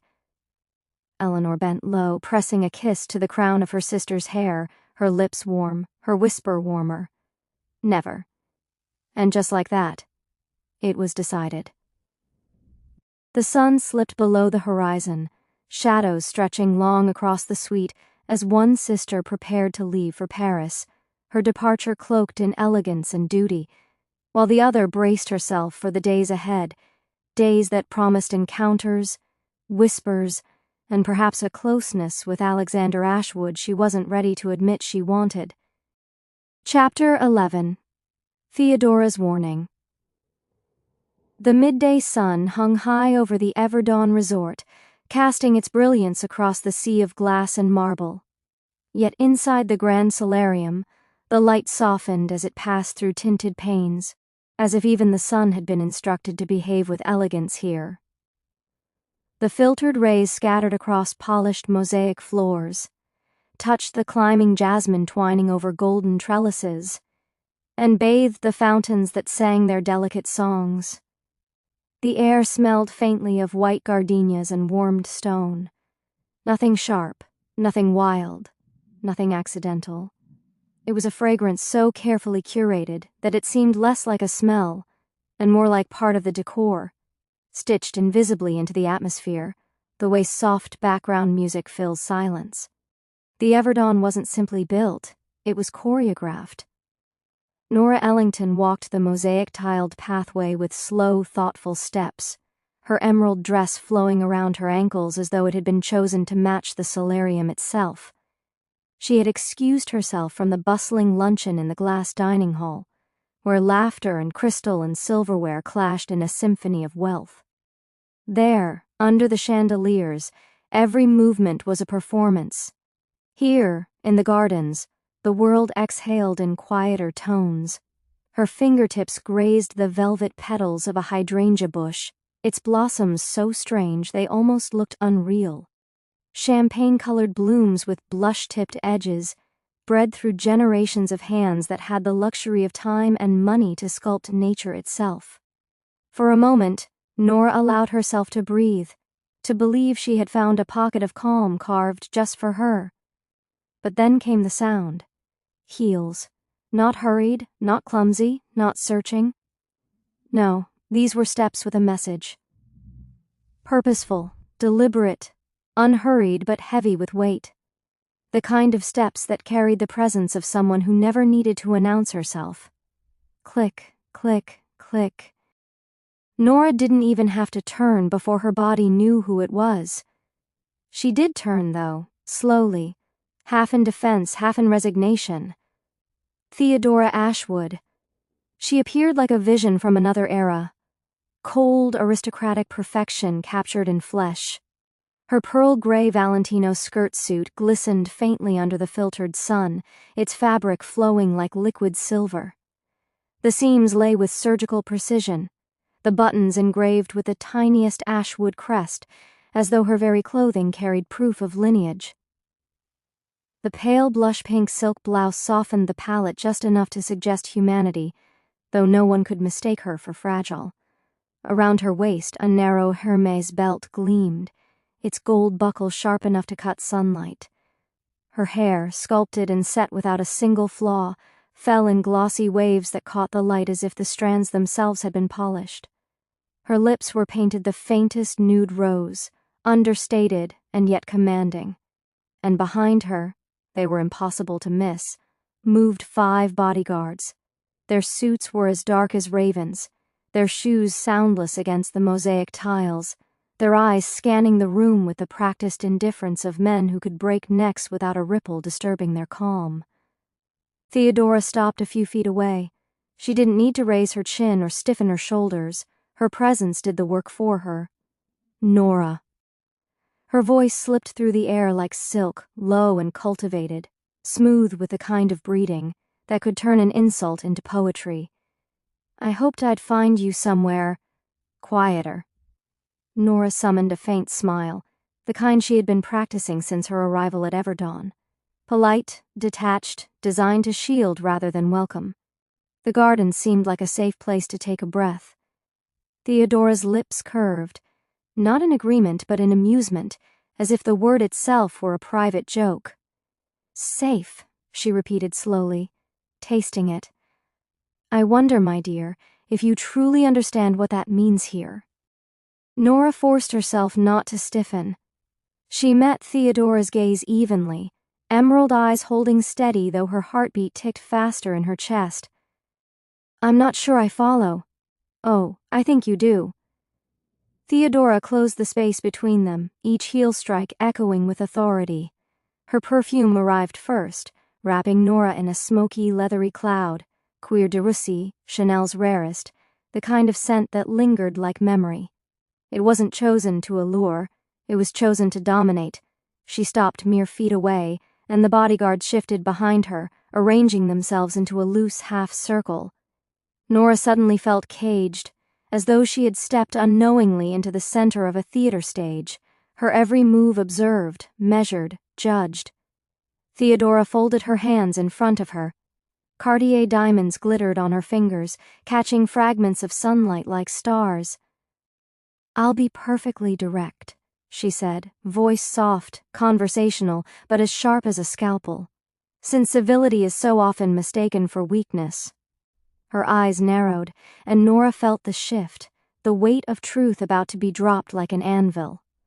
Alexander Ashwood, Theodora said, letting the name hang between them like smoke, is not for you. The air seemed to still, even the birds pausing their gentle cooing. Nora inhaled slowly, her ribs tightening against her dress. She controlled her expression the way one might control a trembling hand before touching fire. I wasn't aware he belonged to anyone. Theodora's smile was controlled elegance, perfect, symmetrical, designed not for warmth but for effect. He has promised, she said, to Leah Thorne. The match has been discussed, approved, and expected for years. Surely you've seen them together, how our families align, how our names strengthen each other. This is not a union of hearts. It is an empire, built stone by stone, bond by bond. Nora's pulse jumped, but she forced her voice into even tones. And what makes you think I'm interfering with this arrangement? Theodora tilted her head slightly, the way a collector studies an intriguing piece of art. Because I've been watching you. We all have. You are new, mysterious, not of our circles, yet here you are wearing Dior as though you were born in it. You laugh with him in public. You stand close enough to be noticed. And whether you realize it or not, Nora, the world here notices everything. The words landed with precision, each one a needle piercing softly, insistently. A faint flush rose to Nora's cheeks, but she refused to look away. Maybe, she said quietly, I just enjoy talking to someone who doesn't treat me like an exhibit. For the first time, Theodora's smile faltered. The mask cracked only slightly, revealing the steel beneath. Then enjoy it quietly, she said, her voice lowering, intimate yet deadly. Without ambition, without imagining you can rewrite the rules that hold this world together. Her pause lingered like a held breath before she added, almost gently, You seem intelligent. I'd hate to see that go to waste on something impossible. The breeze shifted, slipping through the glass canopy, catching a loose strand of Nora's auburn hair and brushing it across her cheek. She smoothed it back deliberately, her fingers steady. Her eyes, however, didn't waver. And if Alexander is the one rewriting those rules? Theodora's eyes hardened instantly, the softness gone, her gaze like ice on steel. Then he will face his own consequences. She let the words sink, then delivered the killing stroke. But you, Nora, you would be crushed. And I suspect you know it. Silence blanketed them, thick and oppressive. The fountains kept trickling in the distance, a mockery of serenity. A dove fluttered in its gilded cage, wings rustling like a warning. Finally, Theodora stepped back, heels clicking with finality against the mosaic tiles. The faintest smirk tugged at her lips, polished and cruel. Consider this a courtesy. Others wouldn't bother with the warning. Her gaze flicked toward the glass walls of the solarium, where shadows shifted. A few guests lingered at the edges, pretending to admire flowers, though their attention was fixed squarely on the two women. Theodora's voice dropped, a whisper edged in steel. We wouldn't want to give them a show, would we? And then she turned. Her bodyguards moved with synchronized grace, closing around her like armor as she glided back toward the exit. Her perfume lingered in the air like smoke after fire, a ghost of her presence refusing to leave. Nora's lungs loosened in a shuddering exhale. She pressed her hand against the cold marble railing beside the lilies, grounding herself, anchoring against the tremor in her chest. Her pulse still raced, not with fear alone, but with anger, with defiance, with a fire she didn't fully recognize in herself. Because if Theodora Ashwood thought she could frighten her away from Alexander Ashwood, she was sorely mistaken. The war had only just begun. Chapter 12. Alexander's Confession. The morning at the Everdawn Resort had the kind of clarity that felt almost unreal, as if someone had painted the sky with brushstrokes of porcelain blue and trimmed the horizon with the faintest line of silver where the sea kissed the air. The faint scent of jasmine drifted in from the manicured gardens, weaving itself through the salt-kissed breeze rolling up from the Adriatic. Somewhere in the distance, the call of a gull split the quiet, answered by the soft crash of waves against the rocks. From her suite, Nora could see it all. The marble terrace opened wide, letting the sunlight spill across the floor in glowing ribbons that stretched toward her feet. Her breakfast sat untouched on the table, figs glistening with honey, a delicate slice of almond cake so artfully plated it looked more like a sculpture than food, a silver pot of coffee still steaming as though it were begging to be tasted. But Nora had no appetite. Not after last night. Theodora Ashwood's words still clung to her like smoke, curling into every quiet moment, poisoning the air no matter how much she tried to breathe it away. Stay away from Alexander. Leah is already chosen. Theodora's voice had been velvet, but velvet laced with knives. Nora had smiled, nodded, endured the elegance of the threat, without letting it see her bleed. But alone, when the performance was no longer required, she had broken apart in ways she hadn't wanted to admit. She hadn't slept much, tossing and turning under sheets that smelled faintly of sea salt and luxury laundry detergent, her mind circling endlessly between disbelief, fury, and something sharper still, the ache of inevitability. Here, in this world of marble towers and bloodlines polished to gold, choice was not freedom, choice was currency, and she had none of it. Her hand hovered over the coffee pot before pulling back, the steam curling up into emptiness. She pushed it away just as a knock came at her door. It wasn't timid. It wasn't the polite, almost apologetic rap of hotel staff or attendants. This was firm, measured, the kind of knock that carried weight, the kind that spoke of familiarity. Her chest tightened before she even opened the door. And there he was, Alexander. Casual, devastating, impossibly out of place in her fragile storm. He wore an off-white linen shirt, unbuttoned just enough to betray a hint of carelessness, the kind that wasn't truly careless at all but cultivated. Rebellion in silk. His dark hair was tousled, kissed by the Adriatic wind, and the faintest shadow of stubble traced his jaw, softening the sharp lines of a face the world already knew belonged to power. "Morning," he said, voice low, weighted with something she couldn't name. "You skipped the group brunch." Nora folded her arms lightly across her chest, bracing herself. I wasn't in the mood for company. Her tone was careful, cool, like glass stretched thin enough to shatter if pressed too hard. His eyes flicked over her face, reading the tension she didn't want him to see. He always looked at her that way, as if he could peel back her layers with nothing more than a glance. "Walk with me?" he asked. She hesitated. Every nerve in her body screamed that being alone with him was dangerous, more dangerous than any warning Theodora could whisper, but refusing him outright would only invite questions, and questions were the last thing she could survive right now. So she nodded. The confession. The private beach was deserted this early, except for a lone attendant meticulously arranging Fendi Casa sunbeds, their ivory cushions perfectly aligned, their angles designed to please unseen eyes. The sand was pale, nearly white, cool beneath Nora's sandals, and the Adriatic stretched before them like a sapphire field, glittering under the sun. 2 bodyguards lingered far enough away to pretend invisibility, their presence a shadow, a reminder that privacy here was never truly private. They walked in silence for a time, the soft thud of their footsteps swallowed by the vastness around them. Nora kept her gaze on the horizon, her thoughts spiraling, until Alexander finally stopped. He didn't face her at first. His eyes stayed on the endless blue line where sea and sky blurred into one. "I'm not good at pretending, Nora," he said at last. Her pulse kicked against her ribs, but she forced her voice steady. "Pretending about what?" He turned then, eyes sharp and unflinching. "That I don't want you." The words weren't wrapped in charm, not softened by hesitation. They were simple, flat, undeniable.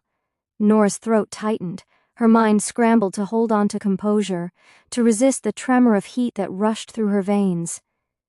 "I've wanted you," Alexander continued, his tone steady as the tide, "since the first night you walked into that gallery in Milan," and instantly she remembered. The black Givenchy dress Eleanor had lent her, the one she'd thought far too daring, the champagne she'd sipped nervously, the way her hands had trembled over her own exhibit, her wolves frozen in brushstrokes that revealed more of herself than she had intended. And Alexander Ashwood, tall, immaculate, watching her as though she'd walked into the room already belonging to him. Her chest constricted. She tried for composure. "Alexander—" "I know what you're going to say," he cut in, stepping closer, the faintest breeze tugging his linen shirt against his frame. His cologne, Creed Aventus, sharp citrus folded into smoke and musk, mingled with the salt air surrounding her. "That you're not part of this world, that I have obligations, that people won't approve." His jaw tightened. "I don't care." Her resolve wavered. She turned her gaze back to the water because facing him made it too hard to remember Theodora's warning. "You should care," she said softly, "because the people who won't approve, they have power, enough to destroy things." "Is this about my mother?" The words cut clean. Nora froze. She hesitated too long, and that pause, that silence, was answer enough. Alexander's laugh was short, humorless. "I should have known she'd get to you." "What did she say?" "Nothing I hadn't already guessed," Nora replied lightly, though her fists curled tight at her sides. "That someone else is already chosen for you." His jaw hardened. "Leah." The name landed between them with the heaviness of a chain. "It's not real," he said sharply, turning his gaze on her with a fierceness that left no room for doubt. "It's a merger, a political alliance dressed up as tradition. I told them I won't do it." Nora let out a soft, bitter laugh. "And you think saying no is enough? Your world doesn't work that way. Then I'll change the way it works." His voice was fire now, reckless and dangerous. "For you, restraint and desire the moment stretched taut, so fragile it could snap with a breath. And then it did. She didn't know who moved first, maybe they both did. But suddenly the distance between them was gone. His hand found her waist, strong and certain, pulling her against him, and her body betrayed her, leaning into him as though gravity itself had shifted. "This is a bad idea," she whispered, though her fingers were already brushing the warm, unshaven line of his jaw. "Probably," he admitted, voice roughened by something primal. "But I'm done pretending I don't think about you every second I'm awake." Her breath caught as he dipped his head, his lips grazing the shell of her ear. The warmth of his words wrapped around her, intoxicating. "Tell me to stop," he murmured. But she couldn't. Not when the warning in her head was drowned out by the roar of wanting. Not when every nerve in her body screamed for him. Instead, her voice broke in a whisper. "Alexander." It wasn't a plea. It wasn't rejection. It was something raw, something in between. His grip tightened at her hip, and then his lips found hers. The kiss was not gentle. It wasn't polished or careful. It was hunger, restraint breaking, heat flooding. His mouth claimed hers like a man who had been holding back too long, and she kissed him back with equal force, the world slipping away until there was nothing left but the taste of him. Espresso and salt air, power and promise, Alexander. When they broke apart, both were breathing hard, the air between them charged and trembling. The mark that night, after the day had demanded composure, after the private dinners where they smiled too politely, after the yacht deck gatherings where golden lights shimmered and champagne flutes clinked, it happened again.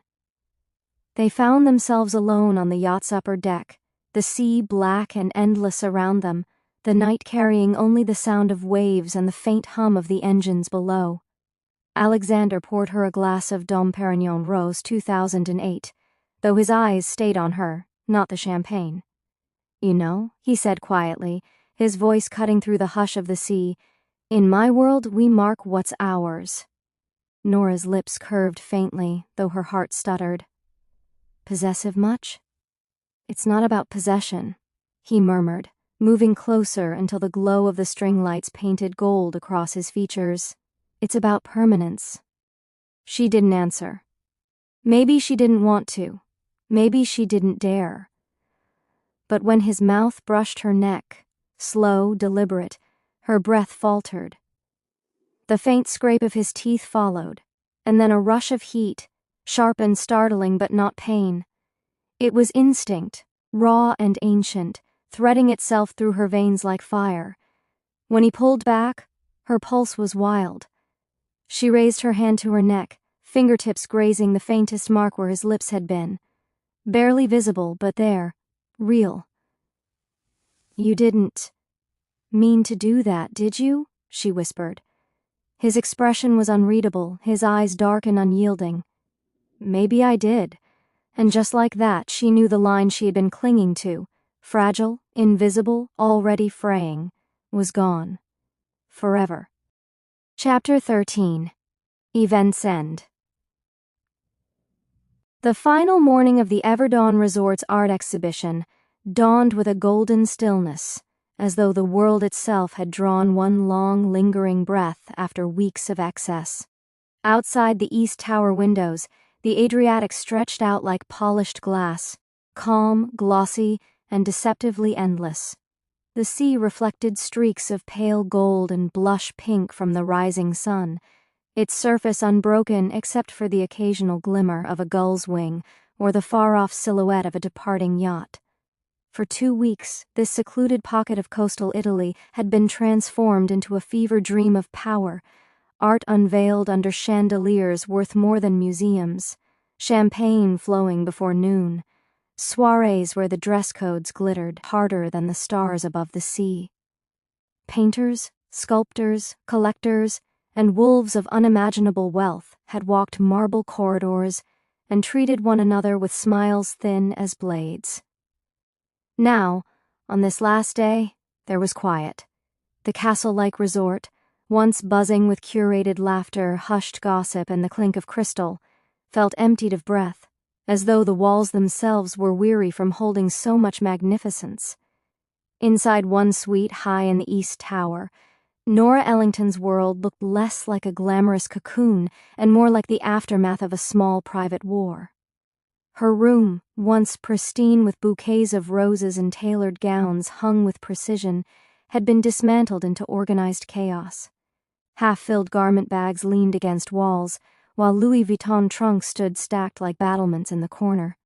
The silks, chiffons, and velvets she had worn these past nights lay folded in careful piles, Zimmermann dresses softened with wear, tailored pantsuits lined neatly, and, wrapped with the most reverence, the deep green Elie Saab gown she had chosen for opening night. It had been the gown everyone whispered about, the gown that caught Alexander's eyes across a sea of faces, the gown that had changed something unspoken between them. Norah stood barefoot on the cool marble, her robe tied loosely at her waist, hair tumbling down her shoulders in dark waves unbrushed from sleep. She was holding a hanger up to the light, lips pursed as though deciding whether it should be packed or left behind, though the truth was she was hardly seeing it. Her phone was pressed to her ear, Eleanor's familiar voice spilling into the room like sunlight itself. Eleanor, her elder sister, was in Paris, and sounded impossibly alive. Even across the distance, she carried the cadence of the city with her, busy with their father's acquisitions, flitting from gallery to gallery, powered by espressos and adrenaline. "So you're finally coming back," Eleanor teased, laughter threading through every syllable. "How does it feel, leaving the billion-dollar playground? No more champagne breakfasts? No more marble floors polished by invisible servants? Back to dull old home?" Nora smirked faintly, turning the hanger in her hand. "You make it sound like I don't already live in a gilded cage." "You're impossible," Eleanor shot back, her laughter bright and affectionate. "Honestly, I can't tell if I should pity you or envy you." Then her tone shifted, sly as ever. "Oh, and? You still haven't told me why your voice sounded weird last night, or why you dodged my texts after midnight. Spill." The hanger lowered slowly. Nora bit her lip, and memory surged like a wave, the memory she had kept locked in her chest all night. She could feel it still, the cool deck beneath her bare feet, champagne bubbles fizzing against her tongue, the glittering night sky above the yacht. His hand had cupped her face, his mouth tracing her jaw, and then lower, his teeth grazing her neck in something far more dangerous than a kiss. That moment, that mark, lived on her skin now, faint but undeniable. Her pulse stuttered just recalling it. "I might have to explain in person," she murmured. Eleanor gasped, delighted. "That bad, or that good?" Before Nora could form a reply, a firm knock echoed against her door. She froze, startled, her heart skipping.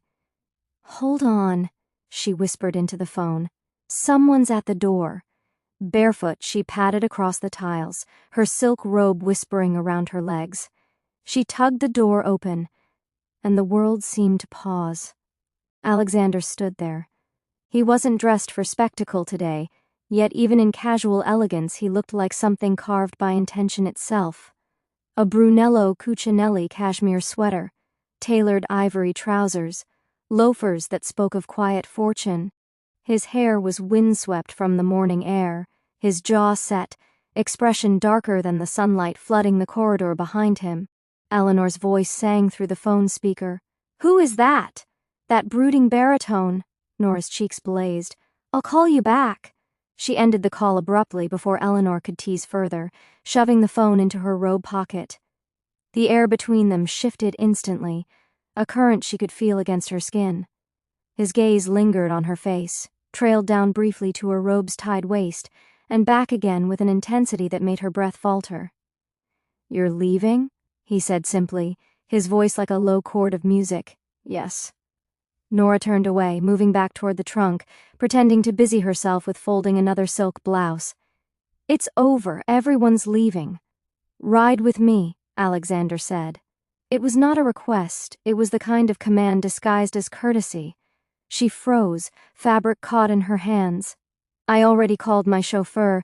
He's waiting downstairs." Alexander stepped inside without hesitation, closing the door with a soft click. The casualness of his tone didn't match the storm in his eyes. "Let him wait. I'll take you home." Nora's heartbeat quickened. She opened her mouth to protest, but before the words could form, he crossed the room in a stride and scooped her into his arms as though she weighed nothing. "Alexander!" she gasped, clutching his shoulders, robe slipping slightly. He only smirked, his lips descending to hers in a kiss unrestrained, unpracticed, as though the restraint of the last 2 weeks had broken all at once. His mouth tasted of espresso and faint salt from the morning air.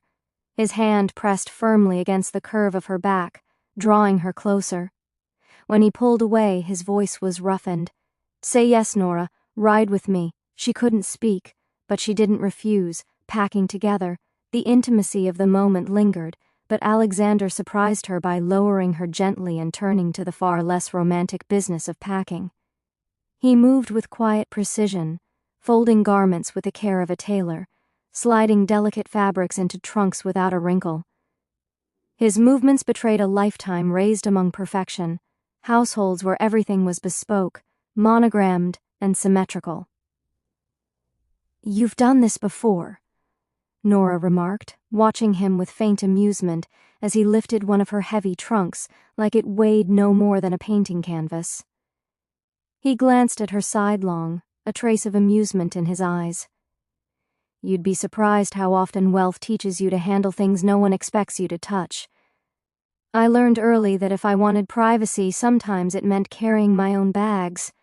Her lips curved despite herself. "I like being pampered, though. I like knowing someone else will take care of the small things." He tilted his head, gaze steady. "And do you feel that way with me? Protected?" Her throat tightened, her voice thinner than she intended. "Yes." The word hung between them like a promise. The departures. The resort's grand entrance was no less a spectacle on this final morning than it had been during its height. The gravel drive stretched like a stage, lined with convoys gleaming in the Mediterranean sun. Rolls-Royces with polished chrome grilles waited beside blacked-out Bentleys. Lamborghinis idled like sleeping panthers. Porters moved in well-practiced choreography, loading pyramids of Louis Vuitton trunks and Hermes hat boxes with quiet discretion. Families of Lycan Ridge made their departures as they had made their arrivals, with quiet grandeur. Alphas clasped hands with thin smiles. Betas exchanged sharp nods. Heirs climbed into vehicles worth small estates. It was a parade of power hidden beneath civility, each car rolling away toward mountain fortresses or coastal mansions. Alexander's convoy stood apart, not larger but sharper. At its head gleamed a midnight blue Aston Martin Lagonda Terraf, so rare that whispers followed it.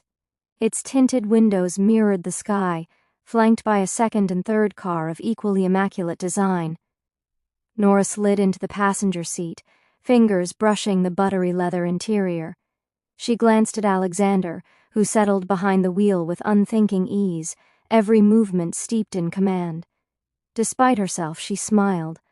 Beside him, she didn't feel overshadowed. She was wealthy, too, maybe not on his level, but enough to stand without bowing. And yet, something about his presence made her feel both safe and undone. At Silverfang Estate, the drive blurred, stretches of winding coastline, silences filled with unspoken thoughts, bursts of conversation that touched everything and nothing. When the Silverfang Estate finally rose in the distance, it gleamed like something conjured, pale stone facade, tall arched windows, lawns cut into symmetrical perfection. The estate sprawled proudly, a testament to generations of Ellington presence. At the grand steps, Eleanor was waiting. She stood like a vision of Parisian chic, cream Balmain blazer, black trousers, sunglasses perched carelessly in her hair. At the sight of her sister stepping out, Eleanor's smile widened. Nora barely waited for the car to stop before rushing up the stairs and throwing her arms around her. Finally, Eleanor laughed, embracing her tightly. Then Eleanor's gaze flicked past her, toward the figure stepping from the driver's side. Her grin turned wicked. Well, well, he's even hotter up close. Stop. Nora slapped a hand over her sister's mouth, mortified. But Alexander had heard. His posture shifted instantly to formal elegance. He crossed the distance with measured steps, hand extended. Alexander Ashwood, he said, voice carrying the weight of his lineage, his title, his power.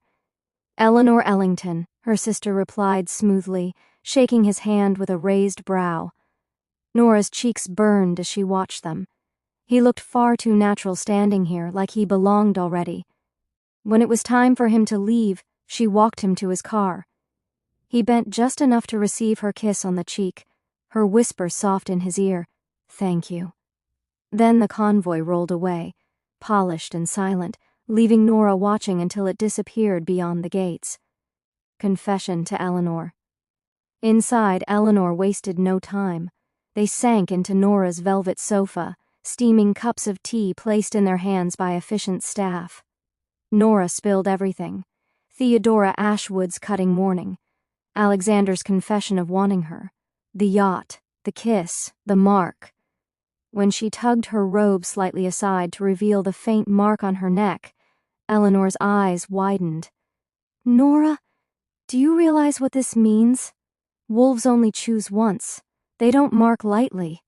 If he marked you, it's not just passion, it's instinct. It's permanent. Nora shivered. That's what terrifies me. Eleanor squeezed her hand. And excites you. Nora didn't deny it. The studio visit. The next morning, routine became Nora's shield. She retreated to her studio, sunlight streaming through tall windows onto blank canvases. Her brush moved slowly, painting the silhouette of a wolf against a backdrop of forest shadow. She told herself she could forget him. She told herself she could obey Theodora's warning. She told herself she could bury the feeling in paint and silence. A knock interrupted her brushstroke. She ignored it, dragging the paint downward until it bled. The door opened anyway. Alexander entered as though he had the right. Sunlight followed him. Glinting off the charcoal Armani suit fitted perfectly to his frame. His presence filled the studio, chasing out air. "Alexander," she began, but he silenced her with a kiss. Sudden, fierce paint smearing faintly onto his sleeve from the brush still clutched in her hand. When he pulled back, he pressed a folder into her palm. A contract. She blinked, heart stumbling. "What?" "A proposal," he said smoothly. "Not the kind you think. Not yet." His eyes gleamed with challenge. "It's a business arrangement, but one that keeps us in each other's orbit." Her fingers trembled as she opened the folder, the legal pages stamped with the Ashclaw crest. Shock, attraction, suspicion. They twisted inside her, tangled into something she couldn't yet name, and Alexander only smiled, as though her answer was already his. Chapter 14. The Contract, Luna. The papers trembled in Nora's hands, each page whispering against the next as though it carried secrets too heavy to be spoken aloud. She had thought herself prepared for anything Alexander might propose. She had told herself that whatever he wanted from her would be art, business, something tethered to the luxury world they both inhabited but did not belong to completely. But this. Sunlight streamed through the tall windows of her studio, golden shafts catching in dust motes that floated like slow suspended snowflakes. The air smelled faintly of linseed oil and turpentine, a familiar perfume that usually grounded her. Now it felt like mockery, a reminder of a world she controlled, a world of paints and canvases, where the only rules were those she created. The contract was no canvas. It was a cage. Her eyes moved again over the heavy parchment, the Ashclaw crest gleaming in gold at the top. The words might as well have been carved in stone, contractual Luna. Her chest tightened. The letters themselves seemed to curl off the page, sink claws into her ribs. It was too official, too final, as if by simply reading the words, she had already been trapped inside them. She swallowed hard, her voice breaking on his name. "Alexander." He stood across the room, hands in his trouser pockets, posture carved from marble. His face, impossibly composed, betrayed nothing. Not anger, not doubt, not even impatience. Only the kind of restraint that was almost cruel. His suit was flawless, every line immaculate, as though he had dressed not for her but for war. "I am serious," he said, his tone even but iron underneath. "This is the only way." Nora's knuckles whitened on the folder. "The only way? You're asking me to step into a role that isn't mine, to become someone designed to destroy another woman. Leah," she faltered, shaking her head as her pulse thundered. "You're asking me to erase her? To let your mother win through me?" Alexander took a step forward. The light shifted across his face, cutting sharp lines along his cheekbones, softening nothing. "This isn't about Leah," he said, voice lower now, almost raw. "It's about survival. My mother's choice will suffocate me. Leah is not her own woman. She's a pawn. This contract would not erase her. It would erase Theodora's power. It would give us both freedom." His words hit like arrows, fast and deliberate. But Nora shook her head, throat tight, tears threatening behind her eyes. "You talk about freedom, Alexander. But this is another prison. For me, for you, for her. And I can't. I won't be the woman who climbs into a throne built out of someone else's ashes." For the first time, the mask on his face cracked, his jaw tightened, and something flickered in his eyes, not anger, not command, but desperation. He closed the distance between them. The air thickened as his cologne, oud, leather, smoke, wrapped around her. His voice dropped, softer but sharper than before. "Don't you see? This isn't about a contract. It's about you. If I wanted convenience, I'd keep Leah. She's everything my mother wants, everything my world expects, but I don't want her, I want you." Nora's chest ached so fiercely she thought it might splinter. His words burned. Her every instinct screamed to give in, to lean forward and let the weight of his confession drown her. But the folder in her hands felt colder, heavier than steel. With trembling fingers, she pressed it back against his chest. Her voice fractured as she whispered, "I can't. I won't." Silence roared in the space between them. Alexander's gaze lingered on her face, as if etching her into memory. His jaw working once, as though to restrain words he would never say. Then, without another sound, he turned and walked out. The click of the door was soft, but it echoed through the studio like a gavel slamming down. It felt final. Weeks without him. Time did not pass so much as bleed. Days folded into nights and spilled into weeks, each one carrying a weight that pressed against Nora's chest.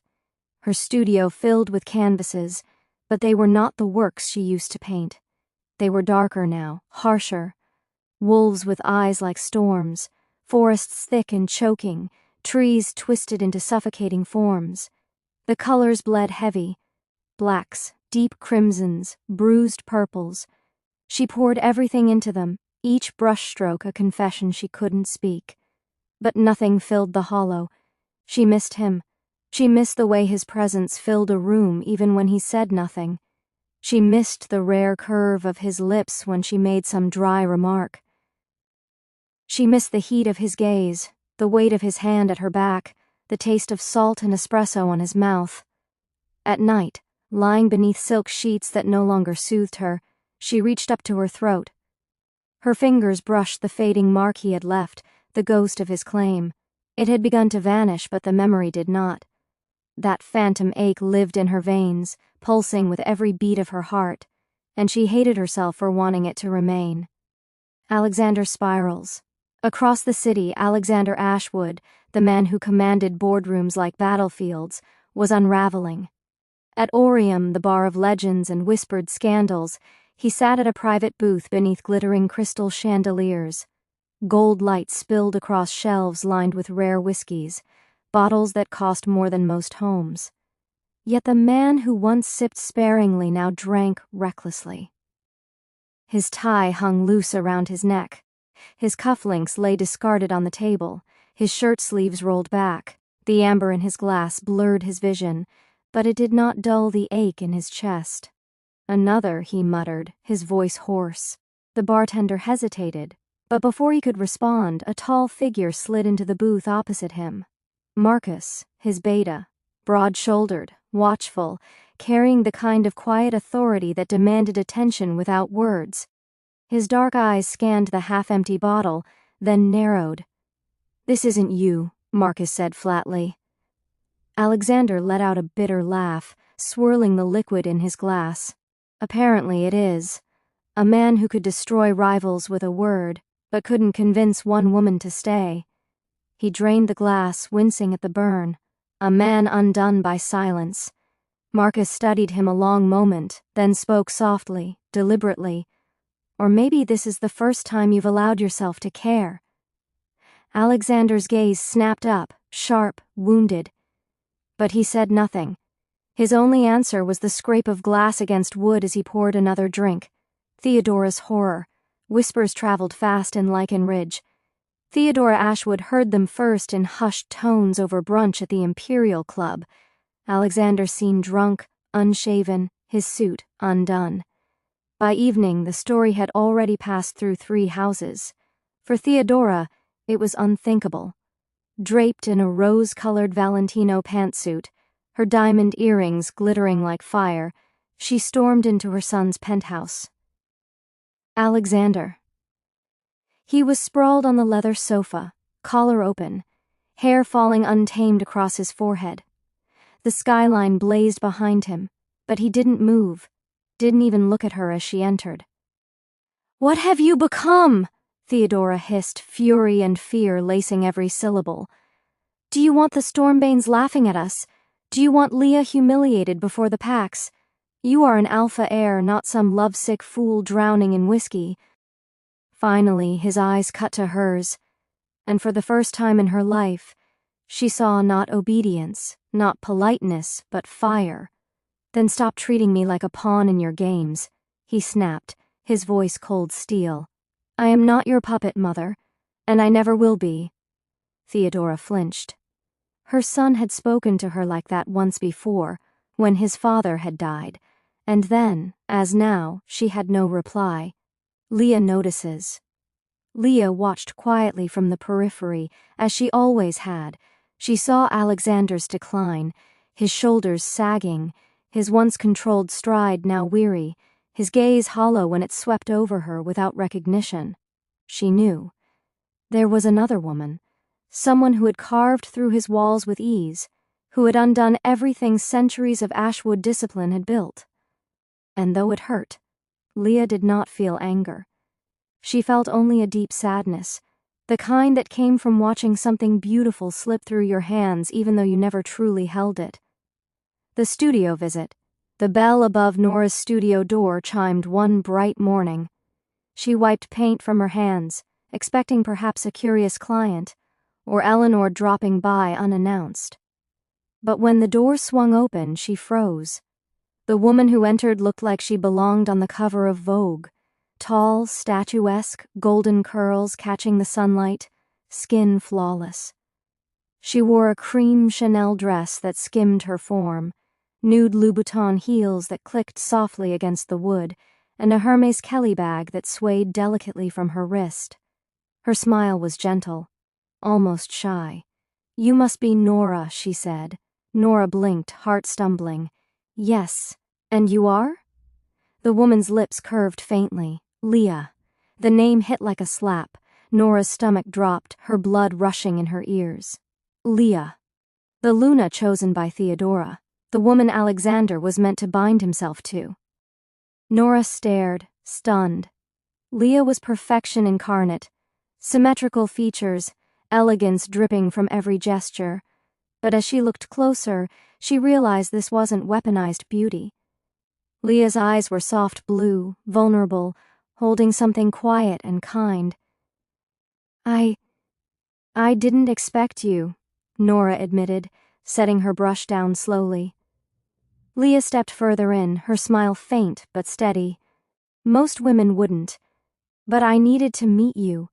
A conversation between women." They sat in the corner of the studio, sunlight pooling over canvases around them. Leah's fingers brushed gently over one painting's edge. "You're very talented," she said, her tone genuine. Nora almost laughed. "Is this the part where you tell me to stay away from him?" Leah shook her head. "No, I came to say the opposite." Nora's brows furrowed. "What?" Leah's gaze held hers, steady and sure. "Alexander is losing himself. I've seen it. I've watched him unravel. And I know why. He met you. You think I don't know, but I do. He's never looked at me the way he must look at you." Nora's throat tightened. "But why would you want me to stay when it hurts you?" For the first time, Leah's perfect mask cracked, revealing something raw. "Because love isn't about appearances, Nora. It isn't about bloodlines, or titles, or what our parents and packs demand. It's about the heart. And his heart, it's already with you." Her voice softened, pain threading through it. "I will handle my father. I will handle Theodora. That's my burden. But don't let go of Alexander, please. He's drowning without you." Nora sat stunned, admiration and guilt warring in her chest. Leah was beautiful, but more than that, she was brave, selfless, strong enough to give away what most women would kill to keep. "I don't know if I can," Nora whispered, barely audible. Leah reached across the table, her manicured hand closing over Nora's paint-stained fingers. "Then learn how. Because he doesn't need a contract Luna, Nora. He needs you." When she finally rose to leave, the bell above the door chimed softly. Morning sunlight framed her silhouette as she stepped into the street, her Chanel perfume lingering long after. Nora sat in silence. Leah's words echoing through her. Her heart thundered in her chest, louder than any brushstroke, louder than any denial she had ever spoken. And for the first time, she allowed herself to admit the truth. She didn't just miss Alexander, she needed him too. Chapter 15. The Alpha's Habit. The decision weighed heavily on Nora for days after Leah's unexpected visit to her studio. She had not expected Leah to come, much less to speak with such grace, yet the blonde's words, soft, graceful, and selfless, haunted her like the echo of a hymn she could not unhear. Love isn't about what we see on the outside, it's about what the heart wants and what it feels safe with. That single phrase looped in her mind when she painted. It wasn't just in her mind, though. It threaded through her body, tugging at her heart like a constant ache. Nora spent long, lonely nights bent over her canvases, her hands streaked with paint, hair escaping from its pins, and eyes bleary from sleeplessness. But the colors betrayed her. She tried to paint lilacs, soft landscapes, portraits of wealthy patrons, things she could sell at high price. Instead, her brush betrayed her. Wolves appeared, dark and feral. Eyes, amber, gold, and haunted, stared out at her from layers of paint. Forests grew wild and suffocating. Lovers clung to each other only to be pulled apart by unseen hands. Her studio floor became littered with rejected canvases. The smell of turpentine hung heavy in the air, as if she were trying to cleanse her art of the truth she didn't want to admit. But nothing helped. Missing him was like missing a breath, like missing a heartbeat. It had been weeks since she'd heard from him, weeks since the studio door clicked shut and he left her standing in silence, the contract still burning in her hands. She hadn't seen him at galleries. She hadn't heard his name whispered in art auctions. No news articles, no photographs of him at elite society dinners, no glimpses of him in the marble corridors of Lycan Ridge where the Ashwood heir usually commanded attention. Even her patrons, oblivious to the intimacy between them, muttered about it. Strange, one had said, adjusting her Cartier necklace as she admired Nora's work. I heard Alexander Ashwood hasn't shown his face in public for weeks. His mother must be furious. Rumor has it he's unwell. Nora had smiled politely, but her brush had faltered. Unwell. The word lodged in her throat like glass. By the third week, she couldn't take it anymore. That evening, after pacing around her studio in her paint-stained linen dress, she gave in. Her hands trembled as she picked up her phone, thumb hovering over his name. She hesitated, terrified of what she might hear if he answered, terrified of what she might not hear if he didn't. Finally, she pressed call. The line rang once, twice, a third time. Then, Marcus here. The voice was deep, steady, unmistakably that of Alexander's beta. Nora froze mid-step. Oh, Marcus. I was trying to reach Alexander. A pause followed. It was long enough to sting, long enough to confirm what her heart already feared. Finally, with measured calm, Marcus replied, He's not himself these days. Nora gripped the phone tighter. What does that mean? It means, Marcus said, lowering his voice as though speaking treason, Theodora keeps him locked within the Ashclaw mansion. He doesn't leave his wing. He doesn't take calls. He barely eats. To be honest, Miss Nora, and now his voice broke its practiced calm, he needs you. Her chest clenched, breath shuddering. He needs me? Yes. No hesitation now. But you'll need courage. Theodora doesn't like outsiders in her home. That night, Nora sat across from Eleanor, their family's grand dining room table, the meal untouched before her. The chandeliers threw golden light across crystal glassware, but she barely noticed the shimmer. She pushed her truffle risotto around her plate, the scent of saffron and butter nauseating instead of enticing. Eleanor, sharp-eyed in a Saint Laurent blazer and pearl earrings, noticed immediately.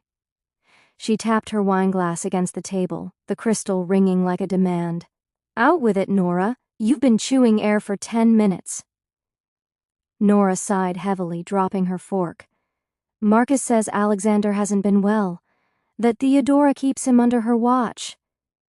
Eleanor leaned back, a knowing smirk spreading. So? So?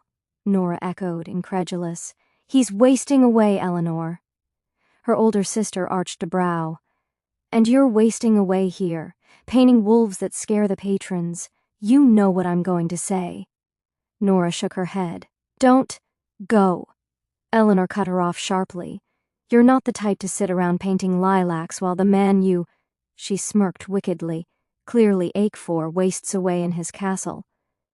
Nora groaned, covering her face. "You make it sound ridiculous. I make it sound true." Eleanor sipped her wine with deliberate grace. "Wear your lucky outfit, the one that makes you look like you own Prada's headquarters." The next morning, Nora chose carefully. She stood before her wardrobe, every hanger a decision, every fabric a statement. Finally, she selected a white silk blouse from Hermes, perfectly draped, the kind that whispered elegance without effort. She tucked it into high-waist Alexander McQueen tailored trousers, the shade of deep navy that caught the light like velvet. Her heels were strappy Jimmy Choos that lengthened her frame, elegant but lethal in sound. Over her arm she carried her Dior saddlebag, sleek and understated. A gold Cartier bracelet glittered on her wrist, a gift from Eleanor last Christmas, now a talisman of strength. When her chauffeur pulled up to the wrought iron gates of Ashclaw Mansion, Nora's stomach tightened. The sprawling estate loomed like something out of a Gothic painting, all sharp spires, pristine marble, and intimidating perfection. Guards moved like shadows along the grounds. She almost asked the driver to turn back. Almost. But then the gates opened silently, swallowing her into the Ashwood domain. Inside, Marcus awaited. He was tall, broad-shouldered, and dressed immaculately in a Tom Ford suit. His expression softened when he saw her, relief flickering across his usually impassive face. "Miss Nora." He inclined his head. "This way, quickly, before she sees." She followed him through gleaming corridors where every chandelier seemed worth more than her studio, and every painting was a priceless heirloom. Her heels clicked against polished marble, echoing in the cavernous silence. They climbed a grand staircase to Alexander's private wing. Marcus opened the double doors without ceremony. Nora's breath caught. Alexander lay sprawled across a king-sized bed draped in fret linens, his shirt undone, hair disheveled. The alpha heir who once carried himself with the precision of a blade now looked undone, unshaven, a shadow of himself. For a moment, he didn't move. His amber eyes were heavy-lidded, dulled by weeks of neglect. He looked less like an heir and more like a man drowning. Then he blinked. Recognition dawned, and suddenly, like a spark reigniting a flame, he sat up. His movements were ragged but determined. "Nora." His voice cracked, hoarse from disuse. He swung his legs over the bed and crossed the room in 3 uneven strides. Before she could react, he pulled her into his arms. The scent of him, smoke, cedar, something undeniably Alexander, wrapped around her. He held her like he'd been starved, like her presence was the first breath of air after drowning. "You came," he whispered into her hair. Nora's throat tightened. "Of course I came. Look at you. You've wasted away." A broken chuckle escaped him. Wasted, maybe, but not away, not now. Behind them, Marcus cleared his throat discreetly. "I'll fetch food." He slipped out, leaving them in silence. Nora guided Alexander back to the bed, his hands clinging to hers as though she might vanish. He looked exhausted, yet some spark had returned, fueled by her presence. Minutes later, Marcus returned with a trolley laden with dishes, silver-domed platters of Wagyu beef sliders, bowls of heirloom tomato salad, oysters on ice, slices of millefeuille cake, and baskets of warm bread rolls. Alexander eyed the spread as though it belonged to another world. "Try this," Nora said gently, lifting a forkful of salad to his lips. He obeyed, almost boyishly. Then another bite, and another.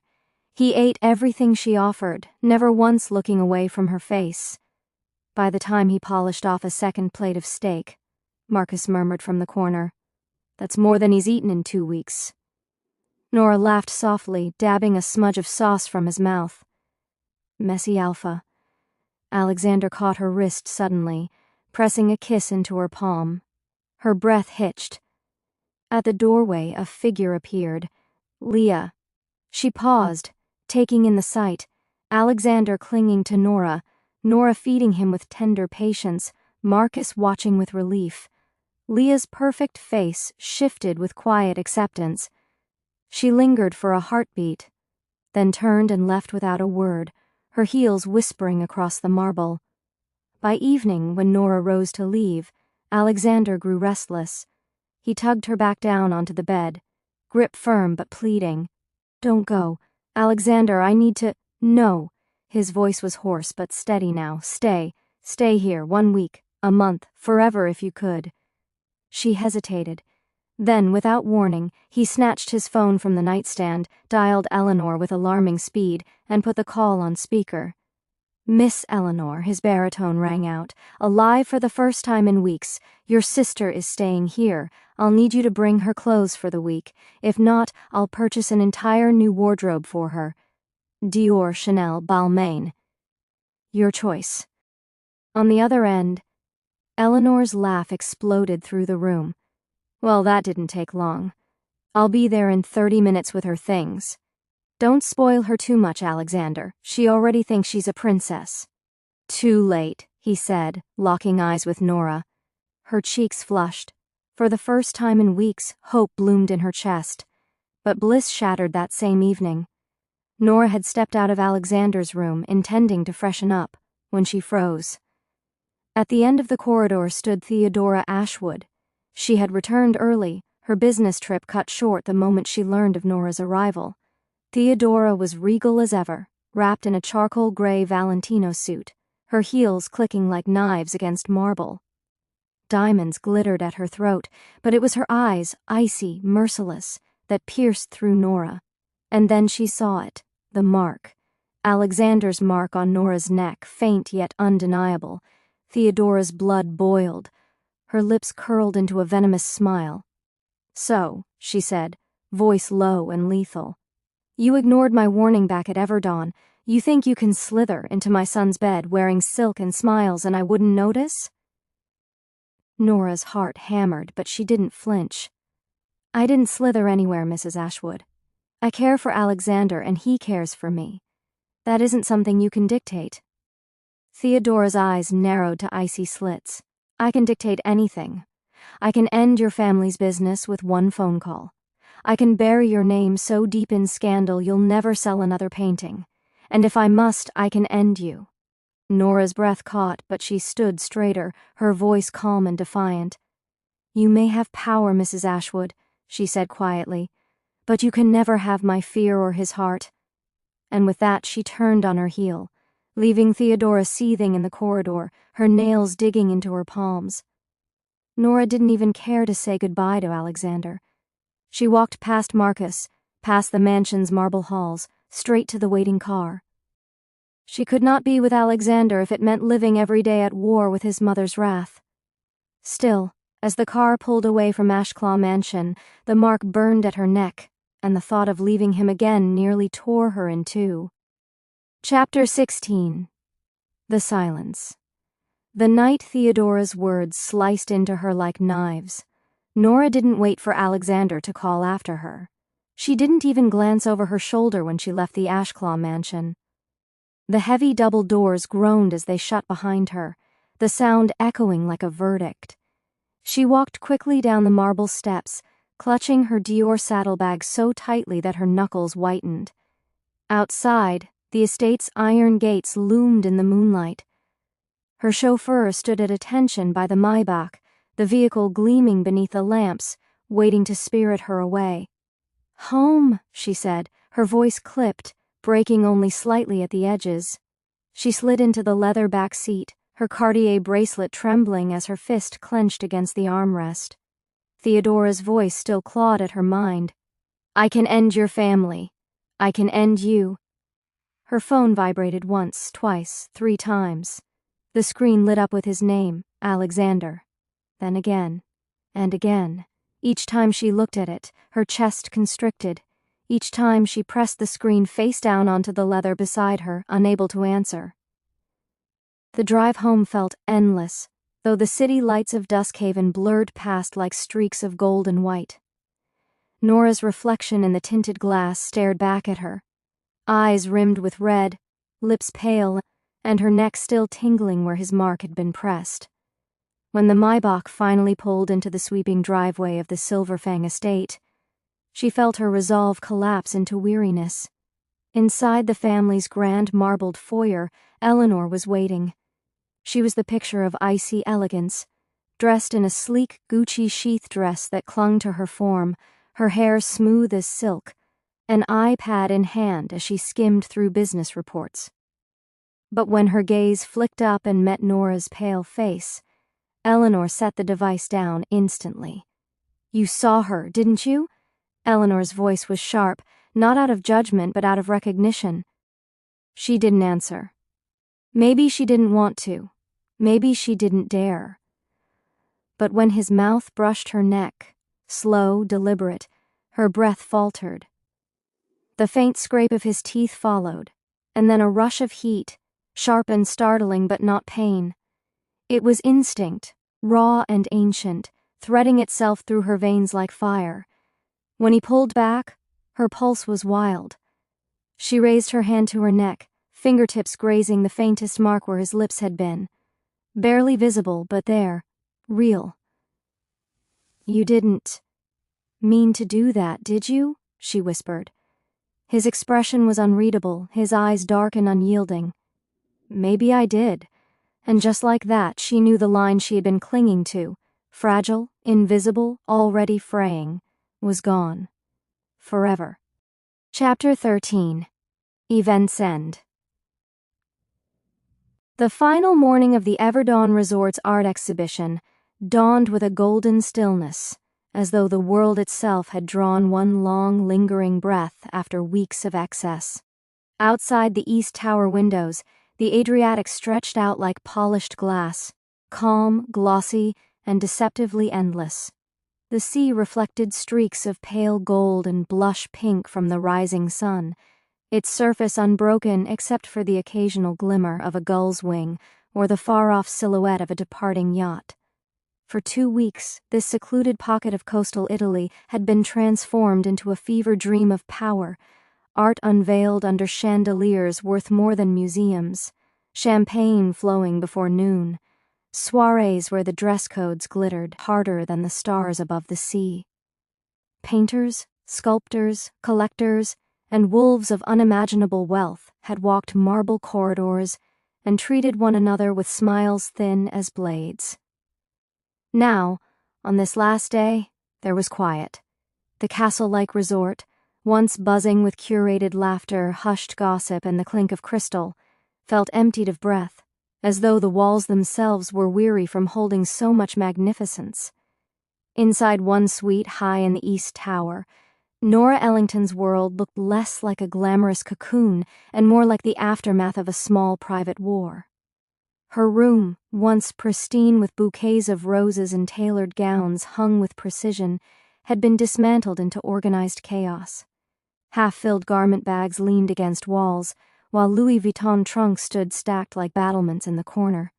The silks, chiffons, and velvets she had worn these past nights lay folded in careful piles, Zimmermann dresses softened with wear, tailored pantsuits lined neatly and, wrapped with the most reverence, the deep green Ellie Saab gown she had chosen for opening night.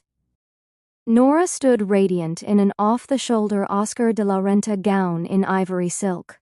Her hair was swept into a chignon, her neck bare except for a diamond Riviere necklace Eleanor had insisted she wear. She spoke softly to a French investor about a commissioned triptych, her voice smooth though her thoughts wandered. And then she felt it. That hum, that unmistakable tug. Her skin prickled, Her heart skipped. "You've been hiding from me." His voice. She turned. Alexander stood there, devastating in a black Dolce & Gabbana tuxedo, his hair slicked back, his golden eyes burning. For a moment, the world hushed. The laughter, the clinking glasses, the shuffle of aristocrats, all fell silent beneath the gravity of their connection. Nora's lips parted. "Alexander." He stepped closer, unbothered by curious stares. "I've called every night. I've waited. Do you know what it's done to me?" Her throat tightened. "I had no choice." "Your mother." "I don't care about her," he said firmly, cutting her off. His voice was low but certain. "I don't care about Leah, or her games. Nora, I love you. If I have to walk away from my pack, from everything, I would. For you." Her champagne glass trembled in her hand. The words she longed to say, "I love you too," pressed at her lips, but Theodora's threat still echoed. "Don't say that," she whispered, shaking her head. "Don't make me believe we could—" "Nora," he breathed, reaching for her. Their fingers brushed, and sparks shot through her arm. His touch was fire and salvation. "You're already mine. Stop fighting it." Days at the studio. After that night, he didn't stay away. Every day he appeared at her gallery. Sometimes in Brioni suits. Sometimes in casual Brunello Cucinelli cashmere, his presence impossible to ignore. He lingered by her easel, watching her paint, asking quiet questions about her strokes. He carried her canvases, fetched her coffee, even answered phone calls when she was too distracted. By evening, he sprawled across her velvet chaise lounge, long legs stretched out, his golden eyes never leaving her. "You don't even want to go home anymore," she teased one evening, dipping her brush into cobalt blue. "Home is wherever you are, Nora," he replied simply, and her heart flipped. She hid her smile behind her espresso cup, but the truth bloomed hot in her chest. The confrontation. At the Ashclaw mansion, Marcus grew restless. Watching Alexander defy tradition and rebel against his mother was dangerous. One night he found Theodora alone in the gold-leafed study. She was impeccable as always, dressed in a navy Valentino gown, pearls at her throat, sipping vintage port by lamplight. "Theodora," Marcus began carefully, "you've known me since Alexander was a boy. You know I'd protect him with my life." Her eyes narrowed. And I tell you this as his beta, as someone who knows him better than anyone. If you continue to fight Nora Ellington, you will lose your son." She scoffed. "You over-exaggerate." "No." Marcus's voice was steady. "I don't. He loves her.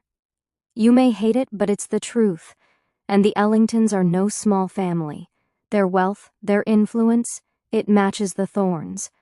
Nora is not a threat. She is his salvation." Theodora's grip on her glass faltered. For a flicker of a second, unease crossed her eyes before she masked it with practiced composure. Still, she didn't dismiss him. The blessing. That same night, Alexander returned late from Nora's studio. The faint scent of turpentine clung to his shirt, a whisper of paint still smudged near his cuff where her fingers had touched him. His hair was tousled, his usually sharp features softened with a quiet glow of relief. For the first time in weeks, his heart beat lighter. He entered the grand hall of the Ashclaw mansion, bracing himself for battle. The chandeliers blazed above, the marble floors polished so perfectly they reflected every line of his expression. He expected fury, Theodora's cutting words, her cold stares, another threat. His jaw tightened, hands shoved deep into his pockets, as if to anchor himself. But instead, Theodora stood waiting beneath the chandeliers in silence, regal as ever in an ivory Dior suit, her pearls catching the light, her posture as unyielding as carved stone. "If you're me here to scold me again," Alexander muttered, voice clipped, "don't waste your breath. I'm not leaving her, Theodora. Not now, not ever." His words echoed in the cavernous hall, sharp against the silence. For a long moment, Theodora only stared at him, her perfectly composed mask unreadable. Then, with slow and deliberate steps, she crossed the floor toward him. He braced himself. But instead of striking him with words, she shocked him entirely. She wrapped her arms around him. Alexander froze, every muscle locked in disbelief. His mother never embraced him like this. Not since he was a boy. For a heartbeat, suspicion flickered. Was this another maneuver, another attempt at control? But her perfume enveloped him, and her embrace trembled ever so slightly. It was real. "My son," she whispered, voice softer than he'd ever heard it. Do you hate me?" Alexander's chest tightened. He pulled back enough to look into her eyes he had inherited, dark and commanding, now laced with something raw. "I don't hate you," he said firmly, shaking his head.